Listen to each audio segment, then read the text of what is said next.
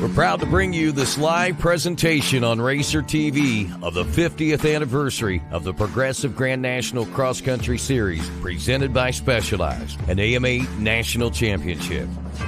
50 years of world premier off-road racing. 50 years of battling the gnarliest woods racing on the planet. It's time to start a new chapter. The next 50 years starts now.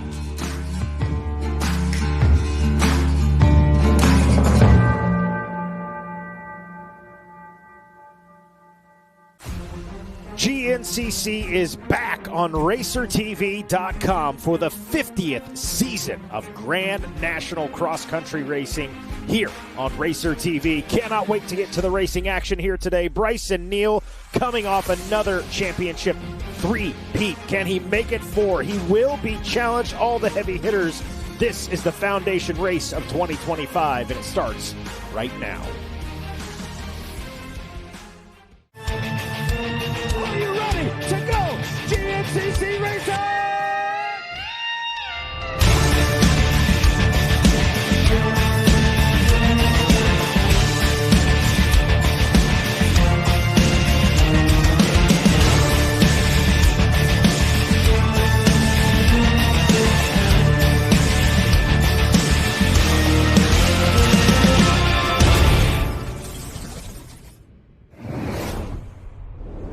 Good afternoon and welcome to the opening round of the 50th season of GNCC, the Progressive GNCC, presented by Specialized, your AMA National Championship. We are back in Union, South Carolina for Johnny Gallagher, the VP Racing Big Buck GNCC. Man, it feels good to be back at a GNCC race. It feels good to be back GNCC race, and it feels good to be in South Carolina. And man, what seemed like a short off season, I'm just so glad to be back here because the anticipation's been building, and now it's at a fever pitch, and we're ready to go racing.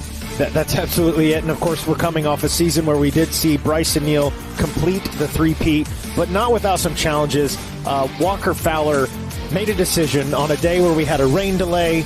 He decided, all right, let me go race. And then from there, he had a chance up until, or through, I should say, the Ironman GNCC to close out the year. Yeah, absolutely. And there's a lesson there for anyone watching, for anyone listening. Never give up. You know, it was starting to seem that the championship was out of his grasp just based on points coming into the summer break. Chose to have that hernia surgery.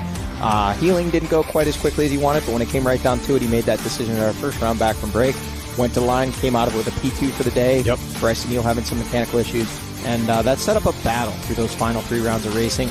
Ultimately, Bryson Neal putting in an absolute phenomenal performance at Ironman, putting the locks on championship number 3. And we had an opportunity to catch up with Bryson for the preseason podcast, talked with him. Yep. Sounds very confident. Walker sounds confident. There's so many guys. You got Josh Merritt and obviously Wyatt Wilkin with that number 3 spot at the end of the year. You know, those are the 2 guys that really made leaps and bounds improvements in 2024. But the depth of the field in XC1 in ATV is just insane. There's so many guys that I do believe have a chance to come out and win races and really be in the mix for this title here in 2025. Absolutely correct, Johnny. And then, of course, the 2 guys didn't mention, they didn't get wins last season, but obviously major potential this year. We're talking about Hunter Hart, who a terrible season last year. He's admitted that himself. He's always been very adamant about sticking to his guns. He says, this works, I'm going to stick to it. He said, Mikey, in the offseason, I threw it all out the window. I got to change up everything. He's changed up a lot in his race program and how he is approaching this season. So I expect some big things out of Hunter Hart. Cannot wait to get to it. Well, hey, we've bench raced enough. We want to see what we are facing today as far as the track is concerned. And for that, we'll throw it to Jackson Burrell, who stands by with Jared Bolton for a Yamaha track description. All right, thanks, guys. I am indeed down here with one of our trail bosses. Jared, tell our fans at home what the track's going to look like this weekend. Well, I'll tell you, we're looking at a beautiful racetrack. Obviously, we've got some rain in the forecast, but the good thing about Big Buck is this place takes rain incredibly well. Ground's kind of hard here, so it all kind of runs off, never gives it a chance to get super thick and muddy. So we're actually looking at a great racetrack this weekend. Jared, as far as obstacles go, what's going to be the worst one for these riders this weekend? Not the worst, the hardest, I should say. So we've kept it pretty tame. We were planning on that rain, but we do have some zigzag uphills. You know, this area did get hit with Hurricane Helene and there's a lot of trees that are laying down out in the woods, and we took that as a golden opportunity. We're zigzagging around those trees. You're going to be able to go down one row of trees, look over, see your buddy, wave at him as you're going by before you can get back on the other side there. So nothing too terribly challenging, just a really good classic cross-country race course here.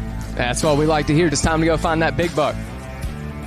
All right, and thank you, Jackson, for that preview of what these guys are going to be seeing out there on this track today. We know it's a dynamic race course. It's going to be a barn burner from top to bottom. We're going to let our man, Mikey Waynes, head down to call some starts. We're going to get a word from our sponsors, and we're going to be back with all the racing action here on Racer TV.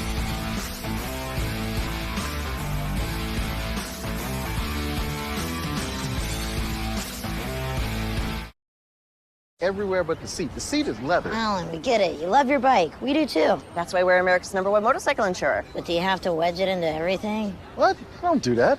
This reminds me of my bike. The Wolf was about the size of my new motorcycle. Have you seen it, by the way? Happy birthday, Grandma! Really?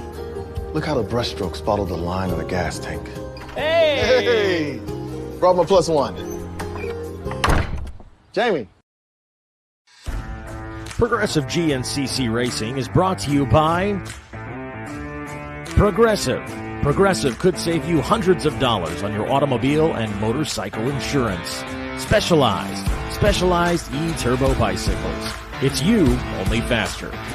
Rocky Mountain ATVMC.com. Get ready.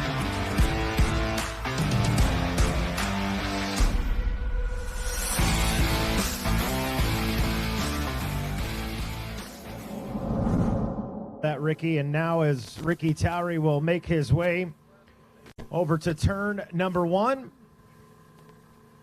Ladies and gentlemen, at this time, if you have not already, please stand at attention, remove your hats, and cross your hearts for a live singing by South Carolina's own for our national anthem, Miss Amy House. Oh, say, can you see by the dawn's early lights what so proudly we hailed at the twilight's last gleam? Bright stars through the perilous fight, o'er the ramparts we watched were so gallantly streaming, and the rockets' red glare, the bombs bursting in air, gave proof through the night that our flag was still there. Oh, say does that star-spangled banner yet wave? Hey, o'er the land of the free and the home of the brave.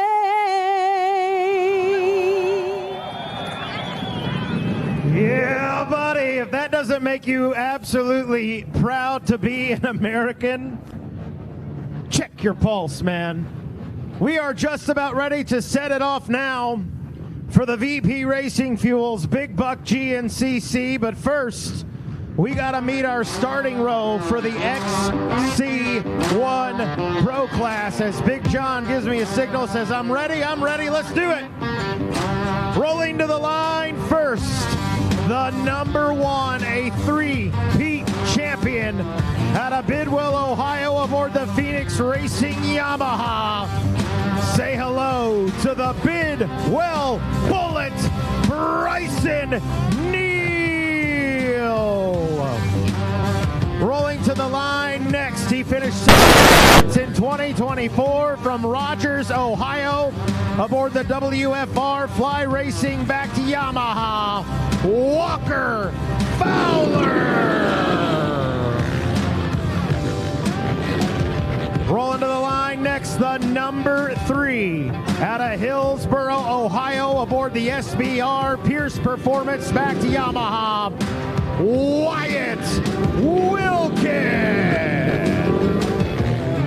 Rolling to the line next, the number 4 out of Akron, Ohio, aboard the B&R Motorsports Merritt Racing back to Yamaha, Josh Merritt. Rolling to the line next, the number 5 out of Elk Ridge, Maryland, aboard the B&R Motorsports Kenda and Fearless back to Yamaha, Stephen Harrell.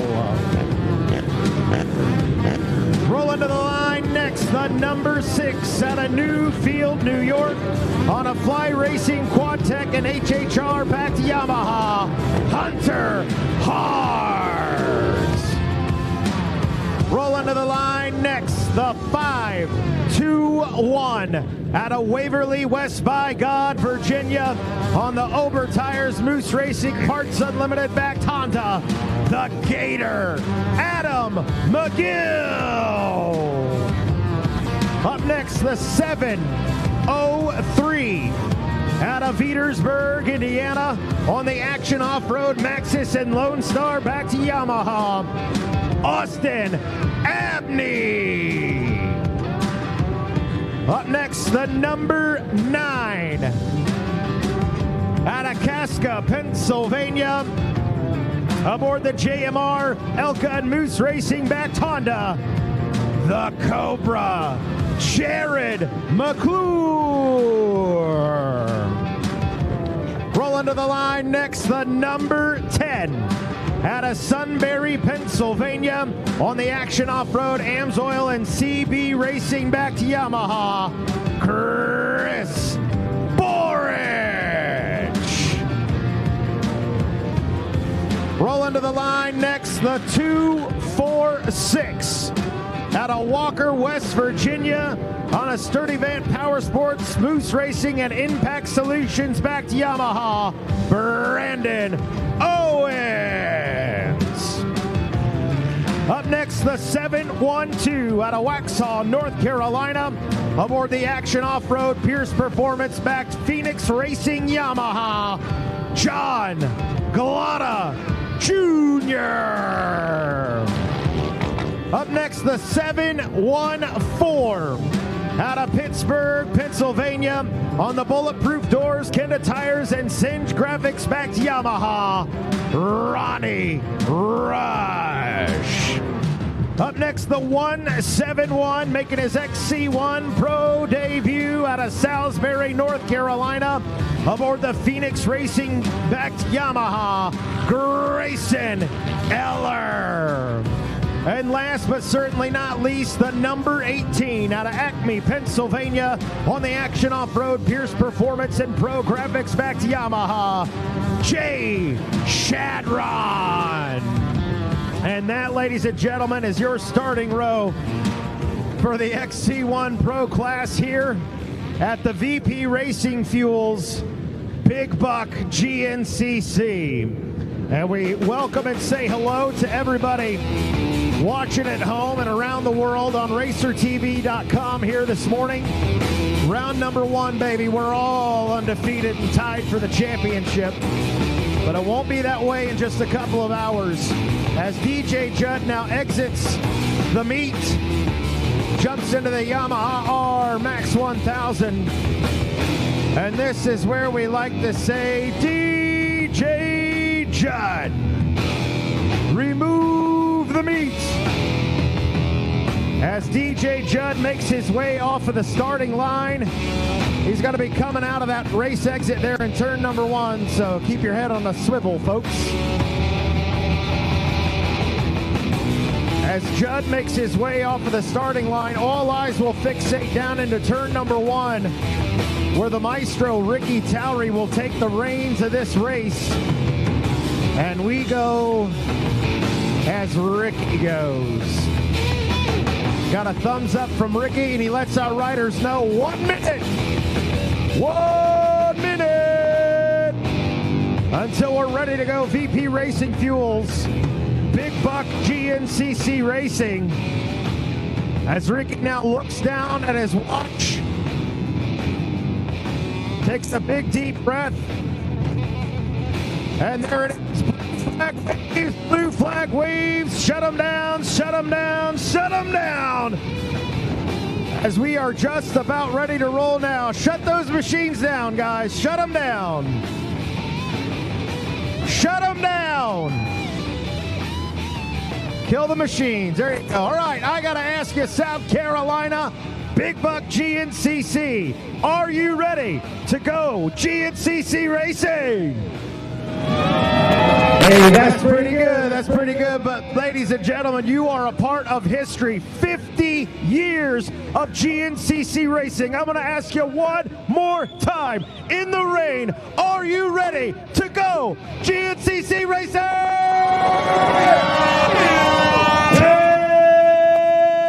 10 seconds for row number 1, the XC1 Pro. Bang, and they're off. As our riders jockey for position in row number 1, a couple of riders getting tangled up. That's going to be the number 9, the Cobra, Jared McClure. Chris Borich tangled up in turn number 1, as is the number 5 of Stephen Harrell. Still trying to get those machines untangled.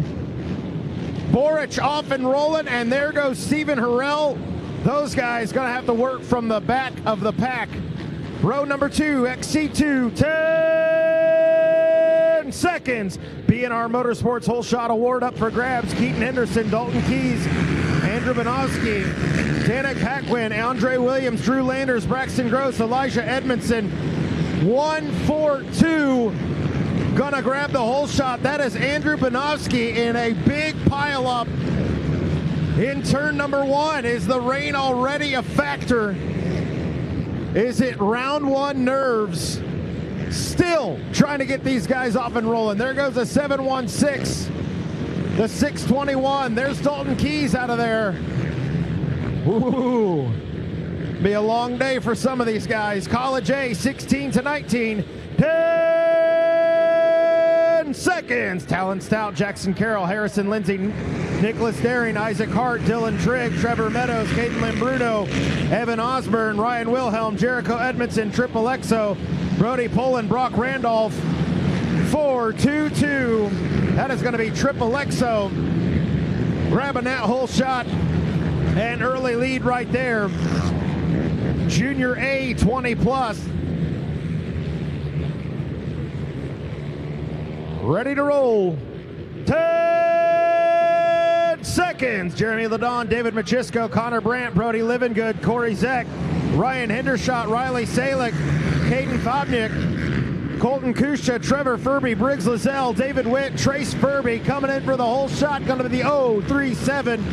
That is Connor Brandt grabbing that whole shot and early lead as we reset the deck with our Vet A, 28 plus. Ready to roll. 10 seconds. Thomas Kuntz, Hunter Johnson, Henry Moore, Alan Blavos, Zach Bothwell, and J.D. Higgins.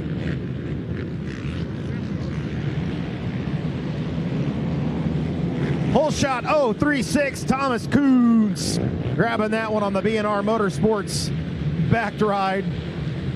Senior A, 40 plus, 10 seconds. Dirk DeCerci, Jeffrey Pickens, Ben Dunlap, Sean Slattery, Chris Conklin, and the Marlboro man, Todd Muscala. Grabbing the whole shot, that is Jeff Pickens. Out in front, the 303 machine. College B, 16 to 18. 10 seconds. Keelan Eichelberger, James Berger, Andrew Adams, Austin Kiger, J.N. Mittner, Austin Miller, Evan Bridgewater, Barrett Childers, Connor Humphreys, Eli Edgar, Trip Marino, Mason Stavchek, Dominic Manisi III, Ethan Barber, Brady Shepard. 404 on the whole shot. That's going to be Evan Bridgewater out of Carthage, Indiana. Two riders getting tangled up. Woo, got her turned around and back on it. We are rolling, baby. Junior B, 19 plus. Hunter Griffith, Dakota Brady, 10 seconds. Zach Schilling, Evan Lomiller, Ian Burns, Tyler Fisher, Scott Lewis, Dylan Epley, Adam Zafel, Tristan Howell, Isaac Garcia, and Brandon Cutlip. Little checkup from the neck up, it don't matter. The 587 doing it with style. That is Adam Zafel out of Somerset, Ohio, on that Blue Hippo and Smock Performance Center back ride. Vet B, 28 plus, 10 seconds. Tanner Davisic, Tyler Travis, Clint Watson, Eric Murphy, Frederick Harder, Brent Pennington, Brandon Andrews, Garrett Regal, Christopher Streebing, Kyle McNamara, Tony Chess, Joe Rutherford, Tyler Miller, Simon Moran, 808.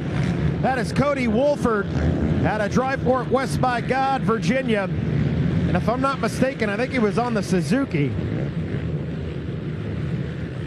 Senior B, 40 plus, 10 seconds. Aaron Delancey, Ricky Lewis, Joe Dehart, Robert Perry, Gregory Head, Matthew Carmichael, Jesse Pill, John Bruzy, Jamie Bonner, Neil Shepard, and Matthew Hartwell. Looks like we got all the riders off of the line. One last hole shot. Oh! Took it away from him. The 437 stole his cookies. That was Matthew Carmichael out of Bloomfield, Indiana, on that Klotz & Scott's backed Yamaha. We're going to take a short break, get in a word from our sponsors. We'll be right back with more 50 years of GNCC racing. You're part of history here today, folks. We'll be right back with more from the VP Racing Fuels Big Buck GNCC.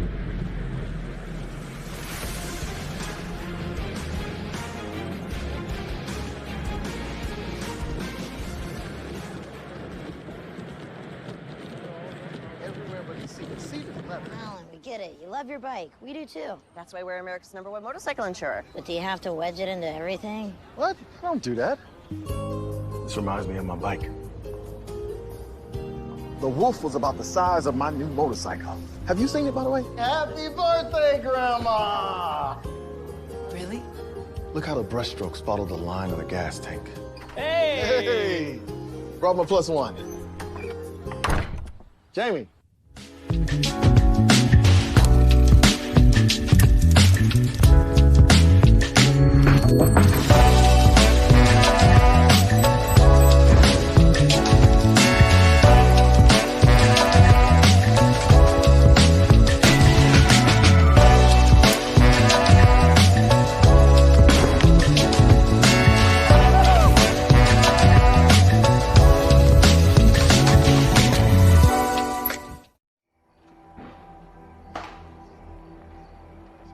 Every generation believes they've invented the best way.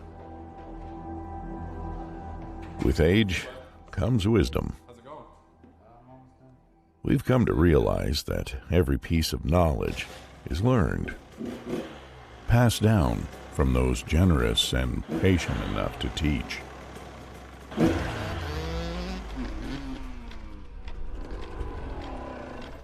Bogging off the bottom. Let's take a look. Legacy. It's not about leaving something behind to be remembered by. It's realizing that the future lies within the next generation. Let's call it a man. All right.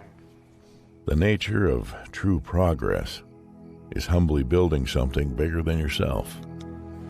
Rocky Mountain ATV MC.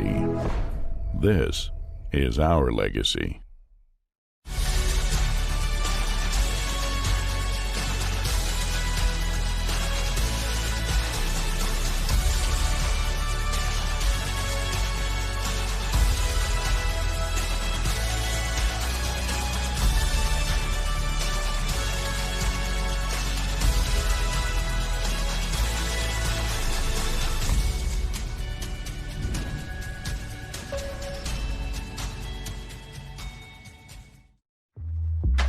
Whatever you drive, however you drive.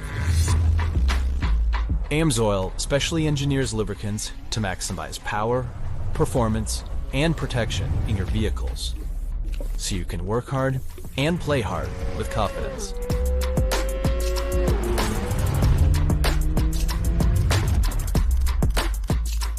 Order online at amsoil.com.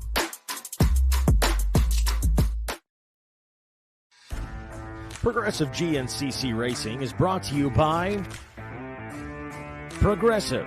Progressive could save you hundreds of dollars on your automobile and motorcycle insurance. Specialized E-Turbo bicycles. It's you, only faster. Rocky Mountain ATVMC.com. Get ready.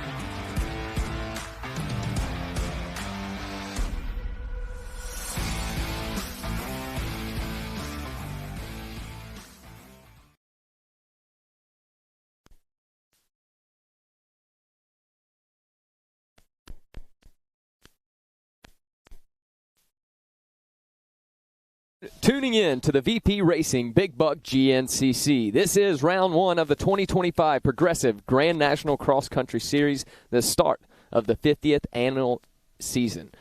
My name is Jackson Burrow. I'm going to be alongside Johnny Gallagher and Zach Herron to give you today's coverage. Zach, it's good to be back GNCC Racing. Man, it's always a good time out at GNCC Racing, but like you said, 50 years of racing, half a century. It's an absolutely incredible accomplishment, and I know you and I are both so grateful to be able to be a part of this monumental year. And man, what a race that we have in store. Big Buck, or as some of our viewers on Racer TV, Big Muck, as they're calling it. Yeah, I'm talking about you, Bobby Smoke 6. I saw the comment, but I don't actually think it's that bad, right? We've had some rain falling, and it's continuing to fall right now. Sure, it's slick, but it's not the thick, muddy that we've seen at some of the Georgia rounds in the past. But nonetheless, as you can see on screen, still going to be plenty challenging for our racers this afternoon. Yeah, not quite a walk in the park, but nonetheless, these riders been riding in rain for years now at this point, huh, Johnny? Yeah, absolutely. I mean, it's, we say it's not challenging, but look at these riders starting to stack up on this hill climb here, and this is just at the very beginning of the race. This course is only going to get tougher. Guys, I just stepped into the booth here, and the rain really starting to come down now. It's just continuing to get stronger and stronger, but you know what? It's not going to dampen our spirits. It can dampen the track, it can dampen the riders, but our spirits are up. We are back racing, and we've got all of the action right on screen, folks. We're getting into it thick and early. Absolutely. Now, we're going to take a look at exactly how this race got started. And to your point, Johnny, everybody wants to be a part of this 50th year, Mother Nature included. She didn't want to miss out on it. But let's see how the first pro race of the season got started with our specialized start recap. Everybody talking about the rain, talking about the weather, and talking about how that was going to affect the course ahead, including this start. The green flag flew, and man, they were all drag racing into turn one. But how about it? Jared McClure up the inside was able to not only get the lead, but was able to actually open it up just a little bit. Austin Abney going to come across in second, and then that's Walker Fowler just behind in the third place position. In almost all of our classes, we saw several riders getting jammed up on that inside. There you see Stephen Harrell, and I believe that was the number 10 getting caught up as well. And you could see a little bit of a shake of the head as he was pulling away, somewhat frustrated. But in the following rows, it was the same exact thing. Everybody knows how important it is to start up front, especially in conditions like this. Didn't quite work out for those two. Now we jump down to our XC2 class. And how about the 142 of Andrew Banoski? Look at the lead it looked like he had going into turn two, but just because you lead them going into turn two doesn't mean you're going to lead them into the woods. Just a little too slideways, and going to get past as they head off into the woods. Look at that. Once again, everybody funneling to those insides, starting to get bumper-to-bumper traffic. What are you seeing, Johnny? Well, you see so many of the riders we expect to be contenders for the win today in that XC2 class actually caught up in that. Kenny Schick, the 259. Braxton Gross, a multi-time winner last season. And also Logan Steele, who was on the podium for the first time at the Ironman GNCC at the end of the season, moving up from that College A class. But when we watched there, that was actually talking about guys coming back. We know we got some big news tomorrow, but a little bit of news today. Drew Landers actually was the rider into the woods first in that XC2 class after the rider that got the whole shot there, kind of Andrew Banoski, got off the main line. So that is Drew Landers of the Landers KTM team. He rides a Yamaha here for the Landers Yamaha guys there on Saturday, a returning former XC1 Pro rider. Coming back after several years away, jumping into that XC2 class. So just goes to show you, man, you can leave GNCC for a minute, but you're going to come back. You might leave GNCC, but GNCC doesn't leave That's you. Right. You're gonna keep the itch alive, and man, we're so great to have all of these riders back. And this is probably my favorite time of the season, Johnny, because right now every one of these riders, they're all tied, right? Everybody's in the points lead, yet nobody's in the points lead, and everybody feels like this year is their year. how much of that carries after something like that first turn? If you are a Kenny Schick, who we talked to at our Fan Fest yesterday, are you deflated after that first one, or is it just, hey, this is the way it's going to be, it's raining, I'm cold, I'm in the back of the pack, now let's face the challenge ahead? You know, there was a great philosopher once named Forrest Gump who said, life is like a box of chocolates. You never know what you're going to get. Coming into round one, you truly never know what you're going to get. If you're in the position of Kenny or any of those guys that, you know, maybe we're kind of wanting to start things off with a bang, when you're tied up in the first turn, it's clearly not ideal, but it's all about the mindset. It's going to be a long day. We got rain coming down. We know it's going to be tough conditions. If you just put your head down, start marching forward, you're going to get the best result possible, and we'll see if that's what these guys do. On race day, it started raining. It started. We hope we don't have to say that today. It started raining sideways. But, no, it's honestly, and you can see the dirt out in the woods there, really in good shape. And very dynamic track here today, Zach. Yeah, taking a look at this Yamaha racing track, Matt, this is one of the rounds that a lot of riders are a little more familiar with. We've been coming to the Big Buck property for years now and talking to some of the riders, 2 and 4 wheels. What I found interesting, and Johnny, you can touch on this, when the riders go out to cycle the track, so many of them said, at this point, I don't feel like I need to do the entire course. We've got just over about 12 miles here in this Big Buck course. They know specific sections that are sometimes synonymous with difficulties. Is no secret. We saw the weatherman saying we might get some rain, and even earlier today, we didn't have a lot of riders in our pre-race report because they were out checking out these specific spots. As a rider, how much of this do you carry in where you know, hey, I don't need to do the full 12 miles, but I know this point at mile 6, this point at mile 3, I have to check out? Well, that point, that mindset, and that approach would be correct were it not for the fact that the landscape here at Big Buck changed dramatically in the last few months. We had that big storm come through. I actually had the opportunity to go out and check out the track on Thursday on one of the Yamaha Grizzlies, and I got to tell you, I've raced this place since the very first year we ever raced here. I would say more than 50% of the track, I did not even recognize where I was at. I knew, you know, relationship-wise where I should be, but it looks so different because of all the trees down, and that's going to mean a couple things. We should get some great shots today, this here from our Yamaha Racing Live drone. If the rain stays away well enough that we're able to keep the drone in the air, you're going to get to see a lot of racing action. As we're watching on screen, looks like we got somebody going for a move, and it is a pass. That looks to be the number 3 of Wyatt Wilkin there, who made the pass and made the pass on. Hard to tell who that is there. We did see a rider out in front of them, so this looks to be maybe the battle over second. We'll see when the drone pulls back, but definitely Wyatt Wilkin. You can see the big number 3 on his back there, the Dale Earnhardt style 3, and you know, he's on the move, coming off a heck of a 2024 season where he was able to earn that number 3 big coveted podium position for the year for Wyatt. You know, a little bit of extra confidence in his game coming into this race here today. Yeah, intimidator status for WW3 right now. But as far as carrying momentum, it's such a cliche statement, right? Carrying the momentum. And one of the things that I thought was interesting, as this might be our leader. Oh, look at that. Yep. Walker Fowler. And then it is Jared McClure there in the number 2 spot on the number 9. That was Austin Abbey in third. It would look like maybe Ronnie Rush. I wasn't sure. So that is, if those are the leaders, that would be the top 4. We're trying to get confirmation if those were the first riders through that shot.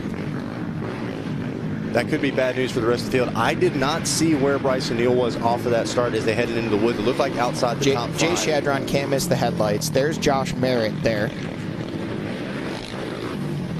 See, there's Adam McGill. You can tell by the look like it may have been Borich, possibly. There's Harrell. So this is actually towards the tail end of the field because those guys were stuck on a hay bale in turn 1. So I think what we saw there, Wyatt Wilkin is a part of that battle out ahead. So if that is the case, again, speculating, we're jumping back and forth here, I think we may have a good bit of our field out in front of the group we just saw on screen, and it looked like that included Wyatt Wilkin, and we did not see Bryson Neal. So is he already able to make those passes and get up front? Is the Bidwell Bullet already running at full steam, and is he locked in? That's the big question for 2025. We got some more riders coming now. I think that was actually Ronnie Rush. Come on, Eagle Eye, we need you. They're just going so fast. Yep. Yeah. Now, let's just do a little more speculating here. What's the importance of this first round? We talked a lot to our riders at FanFest yesterday about the age-old saying you can't win the championship here, but you can certainly lose it. But also, how important do you feel it is to make a statement at round one, especially if you are a Walker Fowler, a Bryson Neal, a Josh Merritt, a Wyatt Wilkin, as far as kind of setting the tone to your preparation for 2025? Well, it very much is important, but at the same time, the old adage, you can't win the championship around one, but you can lose it. It's never more true than in conditions like this. I mean, you can go out and one simple little mistake of a miscue on a line, next thing you know, push the front end, you're into a tree, broken spindle, damaged front end, and you're done for the day. 0 points on a day like today is obviously, I mean, it sounds stupid to say, but that's worst case scenario. Today is all about kind of sizing yourself up against your competition. If you can come out swinging, grab the win at round one, obviously put you in a driver's seat.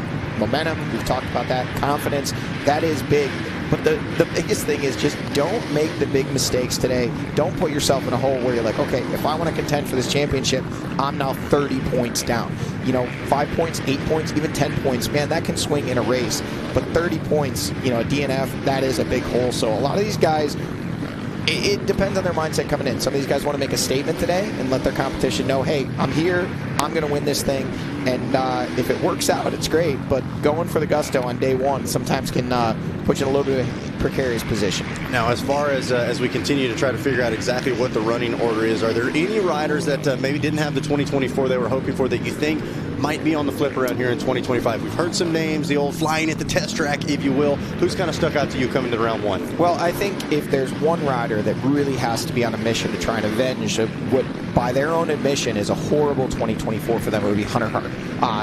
For him to come out with all the preseason buzz last year, didn't have the big buck he was looking for, and he rebounded with a podium in Florida, but then from then on, it was just Hunter Hart just wasn't himself, couldn't get it together basically for the whole season. So that's a rider that's looking to make a big statement here early, certainly. And then another one that I think, when you talk about the flying at the test track, the name that keeps popping up is John Collada Jr. It's like he was a consistent podium contender a few years back, had a big wrist injury. Those pictures were shared on social media. Hard to miss. I mean, it was ugly. Last year, came back, raced the full season, but without question, not at full strength. So that's kind of the buzz right now, is keep an eye out for John Collada Jr. But, Wyatt Wilkin coming in with all that momentum. Josh Merritt, the year that they had last year, they both talked. Yesterday, Josh was in the Fan Fest and talked about the fact that last year he surprised many, he surprised himself. This year he's expected to be there, but he wants to ratchet up, and Wyatt wants to do the same.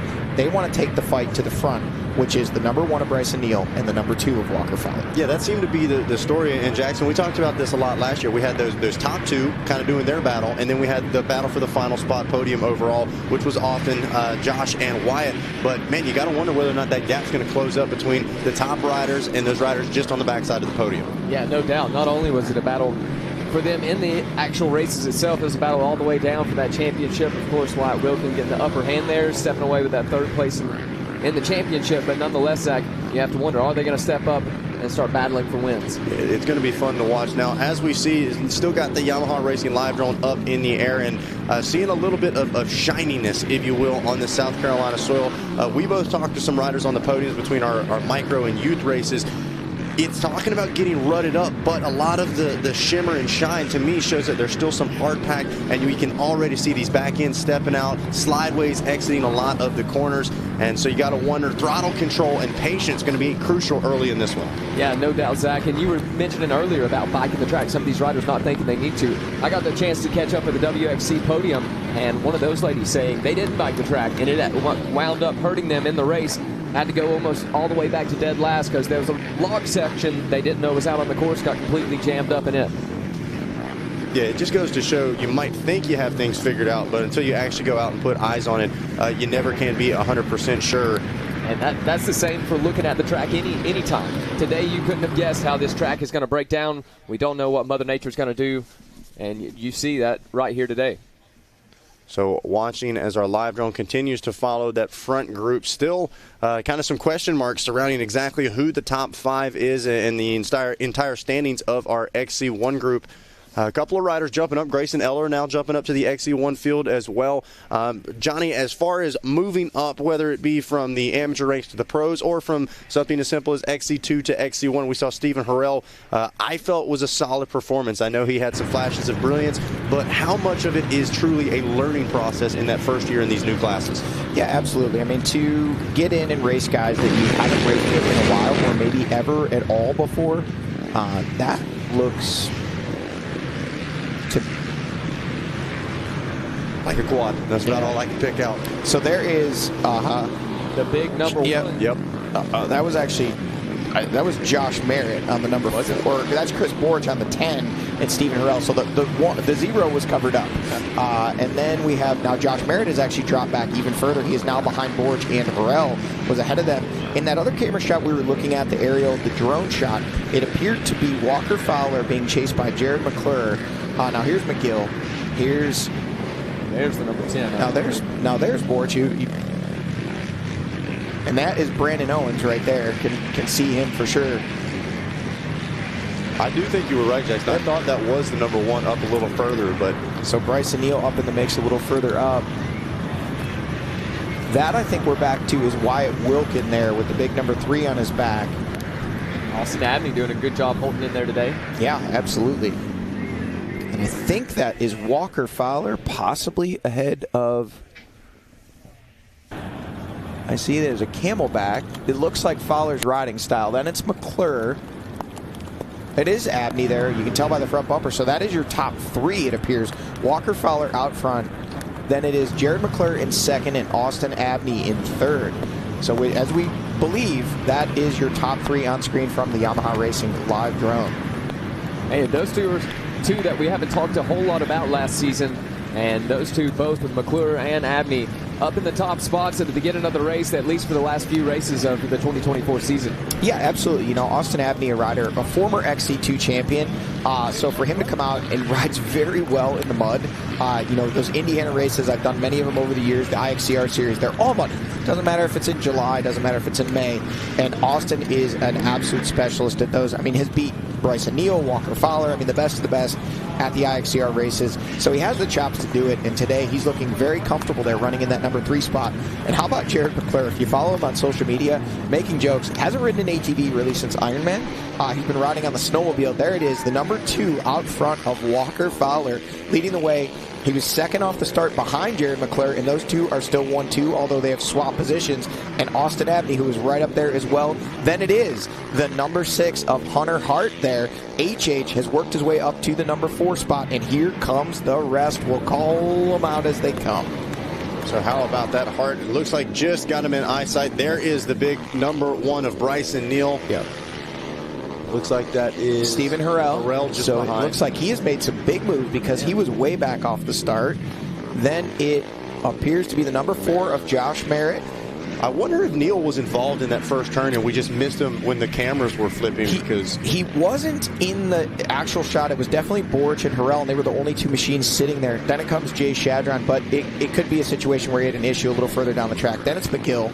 Then it's the number 10 of Borch, followed by the 246 of Brandon Owens, and now they are checking in. Walker Fowler swinging it wide, squaring that corner up, starting to make a little bit of ground now, putting in some distance between himself and McClure in that number 2 spot, and it's actually Austin Abney now starting to put some pressure on McClure, wanting to wrestle away that second place spot. What are you expecting to see out of this battle between McClure and Abney here? It really seems like Abney's applying pressure early. Look at that, whoa, slideways. That is textbook example right there. Lost the momentum, going to lose a couple of quad lanes, but it really seems like Abney, that just proves the sense of urgency early in this. I'll tell you what I am impressed by. Look at Stephen Harrell glued to Bryson Neal. Neal actually had some distance on him, and now Harrell putting pressure back on the champ. That is not something I can say I expected to see. We've not really seen anybody put a lot of pressure on Bryson Neal, and right now the number 5 of Harrell is putting it in bunches. Josh Merritt there crossing the line. Looks like about our top 6 have now crossed their way through.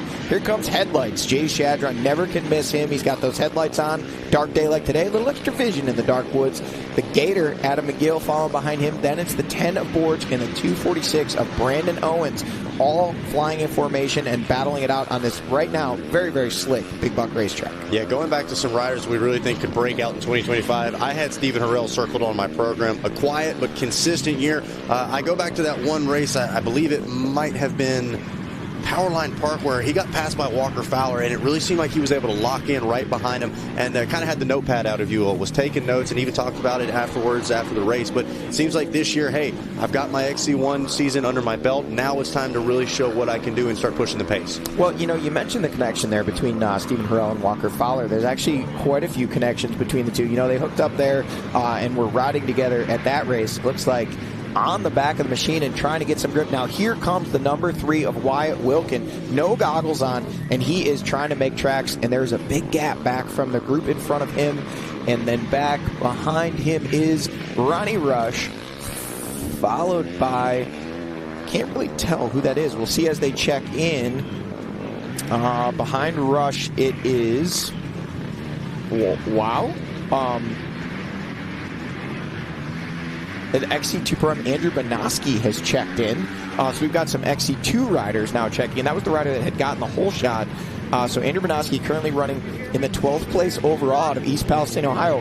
One of Walker Fowler's buddies rode here with him, decided he was going to ride XC2, and is currently leading the class. And in the 12th place overall, Dylan Walraven, Elijah Edmondson, now checked in, and those guys also displacing Wyatt Wilkin and Ronnie Rush back further in the overall. So Wyatt Wilkin, not the start to the day he's looking for, but our top 16 overall riders have checked in.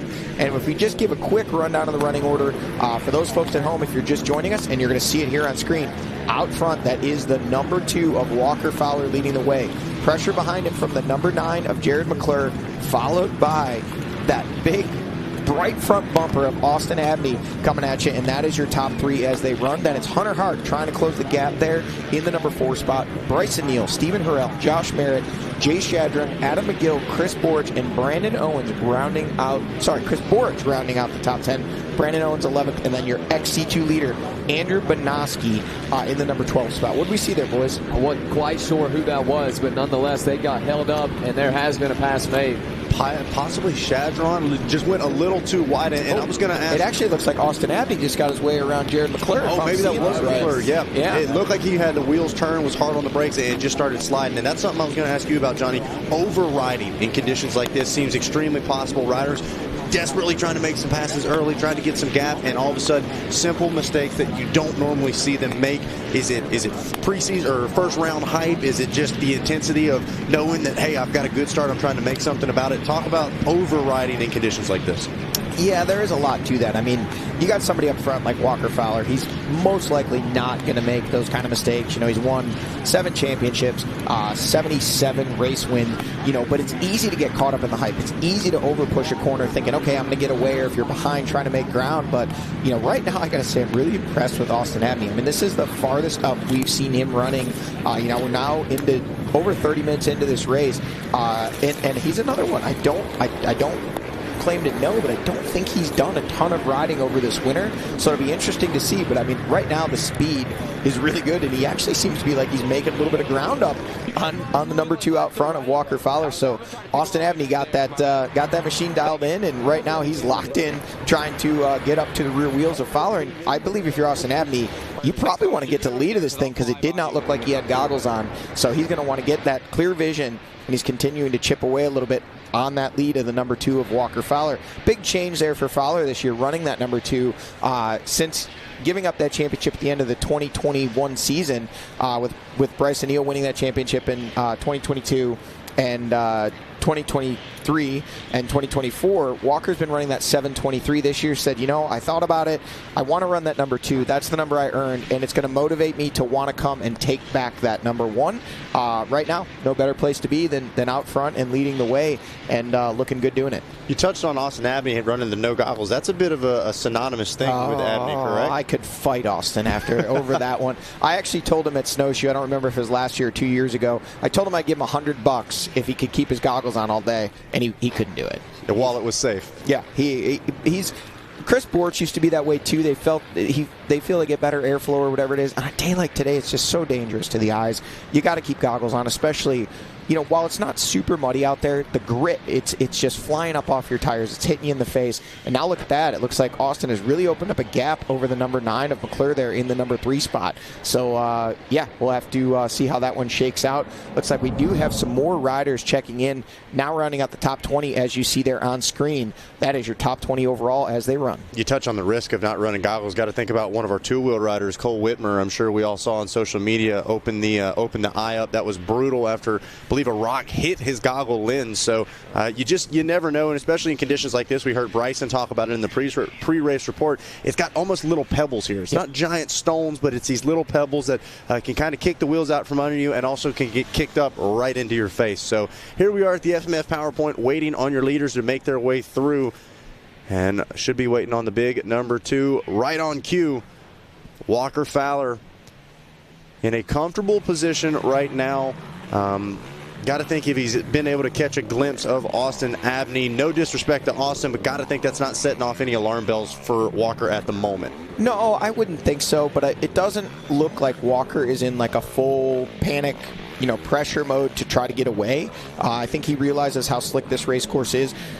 Maybe if he had the information that he had a pretty good gap. Oh, speaking of, there's Bryson Neal. Now, Bryson Neal, maybe motivated by Stephen Harrell putting some pressure on him, has now gapped Harrell and actually caught up to the rear wheels of Hunter Hart. So just as the funny thing about days like today, you think it's one guy that's on the move and on a mission, and next thing you know, it's gone the complete other way.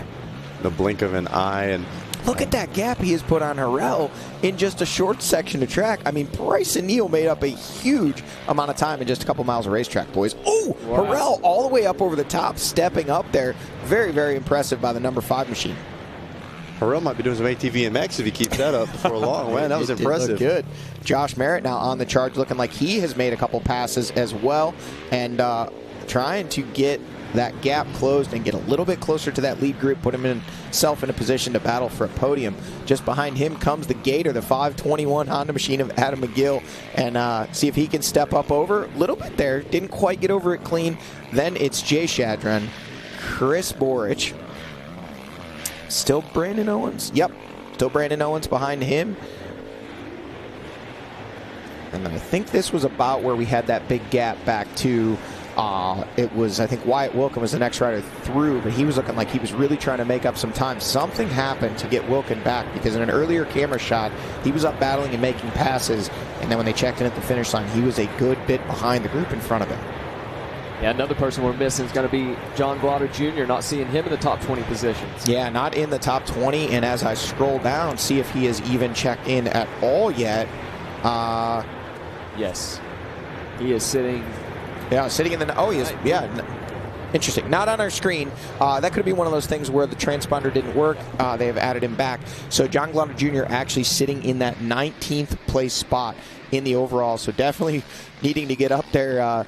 And Wyatt Wilkin just ahead of him. Those guys kind of need to get the push on. There you see your leaders. And it is the number 2 of Walker Fowler, followed by the 703 of Austin Abney. And now here comes the battle for the final podium spot. Jared McClure starting to get some pressure from the number 6 of Hunter Hart, and also that big number 1 of the Bidwell Bullet, Bryson Neal. And this is where things are going to start heating up, Johnny. Now the pressure's on here for Hart and Neal as well. He wants to get up in at least the podium position here around number 1. Yeah, I think I'm very curious to see what this battle looks like between Neal and Hart. If Neal gets around, I feel like we're going to see Hart desperately try to sink his hooks into the back of the number 1. As Johnny touched on earlier, this is a rebound year for Hunter. He talked about it, and you got to give respect to where it's due. He said, hey, last year was a bad year, right? Things didn't go my way, but extremely optimistic. He always has a smile on his face, and he did. He made some big changes in the offseason to his program, and he's basically changed things up because what he was doing wasn't working. So we'll see what he's got in the gas tank and what he's able to do with the number 1 breathing down his neck right now. Yeah, he's got the pressure, but Hunter Hart's never been one to crack under pressure. He rides very well there. We did see Josh Merritt and Adam McGill coming by there. Now back to the lead. Walker Fowler still leading the way. Austin Abney actually taking an inside line here. And will this be enough to make a pass for the lead? Do we see Fowler at the top? Oh, look at that. They were side by side. We're going to have to wait for the next camera shot to even see how that one panned out. So Fowler taking that long around line, and Austin Abney opting to charge right up the gut. Now here comes that battle. There it is, Hunter Hart with Bryson Neal behind him, and both of those guys chasing Jared McClure, who's currently holding on to that number 3 spot. Looking at that camera shot, I do think that Walker Fowler was able to hold on to the lead. They came out about side by side. But that right there answers the question. Austin Abney is feeling racy, Jackson. He wants to get up front. He wants to lead, whether it's a vision question or maybe he's feeling good enough that he's saying, hey, man, this guy's in my way. I'm going to get around him and I'm going to run off, but we're going to see how that shakes out. Might be what it takes for Walker Fowler to get that little bit of extra sense of urgency and really start pushing the pace. But make no mistake, these guys are hauling the mail right now. They're pulling away from that third-place rider in Jared McClure, and man, really impressed with Austin Abney right now. He is looking good. Yeah, besides the situation with the goggle, you can't help but to think, or at least in my opinion, that Austin's sitting in the perfect spot. He can see what Fowler's able to do. Fowler, when he breaks loose, when he's catching traction, what he's able to do, and then be able to add that much to it the next lap. Well, you're exactly right, Jackson. That was, frankly, why I was a little surprised to see Austin get so racy there. You know, he's not a rider that we've seen. I don't want to say that he's never led at GNCC, but not a rider that typically seems comfortable leading these races. You know, for him to be sitting in the catbird seat right now with a 7-time champion, 77-time race winner in front of him, you would think like, hey, man, just going to sit back here. But he looks really racy and looking like he wants to get around. So that's exciting and bodes well for kind of what his mindset is here today. And Johnny, let's take it back just a minute or two. When they took that split line there, what exactly was that for our fans at home? So basically, that's one of the optional hill climbs, and there was a way inside line, which if you were tuned in at the very beginning of the show, we saw a lot of riders starting to bottleneck up. What was happening is the ruts were getting deep and the riders were getting hung, so there became this hybrid line in between the two of them, and that was the line that Austin Abney took. He shot up that inside. Those are options, all legal within GNCC. There's multiple arrowed lines, and then you always have within 25 feet of the marked course arrows to try to make passes, to try to take alternate lines. Austin Abney saw that opportunity, went for it, and was able to get side by side with Walker Fowler right in our camera shot there. So exciting stuff here early at Big Buck. So those two now being able to open up a little bit of a gap over Hunter Hart and Bryson Neal as we wait for those two to come into the camera shot. Yeah, we do still have Jared McClure there still in the number 3 spot, and then Hunter Hart and Bryson Neal, but that battle is developing quickly, and judging by the way these two are starting to gap out front, I really do think we're going to see Hunter Hart, Bryson Neal start applying the pressure to McClure, and McClure's either going to have to ratchet that pace up, because remember, he was battling these two just a couple miles ago. Don't know, could have been bad line, just maybe lost the pace a little bit. So will he be able to hold off the charging Hart and Bryson Neal, or will he give way, and will they be able to close the gap up on these two out front? Those are the questions we have. I don't think we're going to have to wait too long to get the answers. I believe it was the Ironman GNCC, this last one in 2024, that McClure was running up in the top positions there at the beginning of the race, eventually going to settle back and farther in the pack, but nonetheless, he knows what it feels like to be right up there in the mix. Well, it's going to be exciting to watch, that is for sure. The battle is on. Walker Fowler and Austin Abney trying to duke it out with Bryson Neal and Hunter Hart trying to chase them down. Jared McClure in the center. We're going to get a quick word from our sponsors, and we will be back. The VP Racing, a Big Buck GNCC. What a way to kick off the 50th year of GNCC Racing. We'll be right back after this on Racer TV. Unleash aggression, reliability, and premium quality with Kenda Tires. Delivering exceptional performance on all types of vehicles. Automotive, ATVs, UTVs, motorcycles, bicycles, trailers, lawn and garden, and even golf. Trust Kenda Tires to guide you on your next adventure. Kenda, designed for your journey.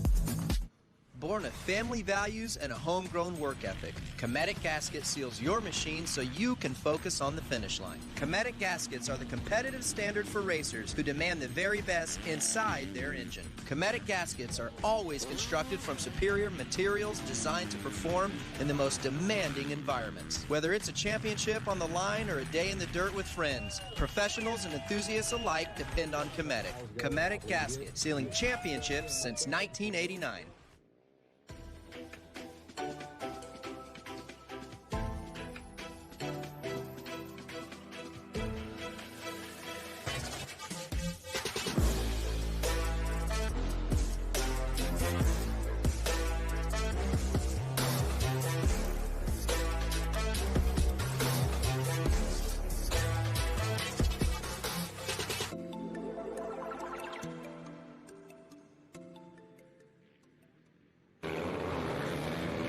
Hello, everybody, and welcome back to the reliability and All right, hello, everybody, and welcome back to round 1 of 13, the VP Racing Big Buck GNCC here from Union, South Carolina, kicking off the 50th season of GNCC racing. And what better way to kick off such a monumental season than with a little bit of Fan Fest. Mikey, we were able to hang out, meet some of the fans, and more importantly, talk to some of the real stars of GNCC racing. We're talking about the riders. It was so cool to be able to break things down, talk about the offseason, talk about how everybody is feeling solid coming into round 1. Yeah, everybody's undefeated at this point, but it was really cool. That guy right there, Josh Strang, talking to him about new role, a team manager there with the Beta team. There's Johnny Gallagher. Like, look at him just hustling out there with the bike kids.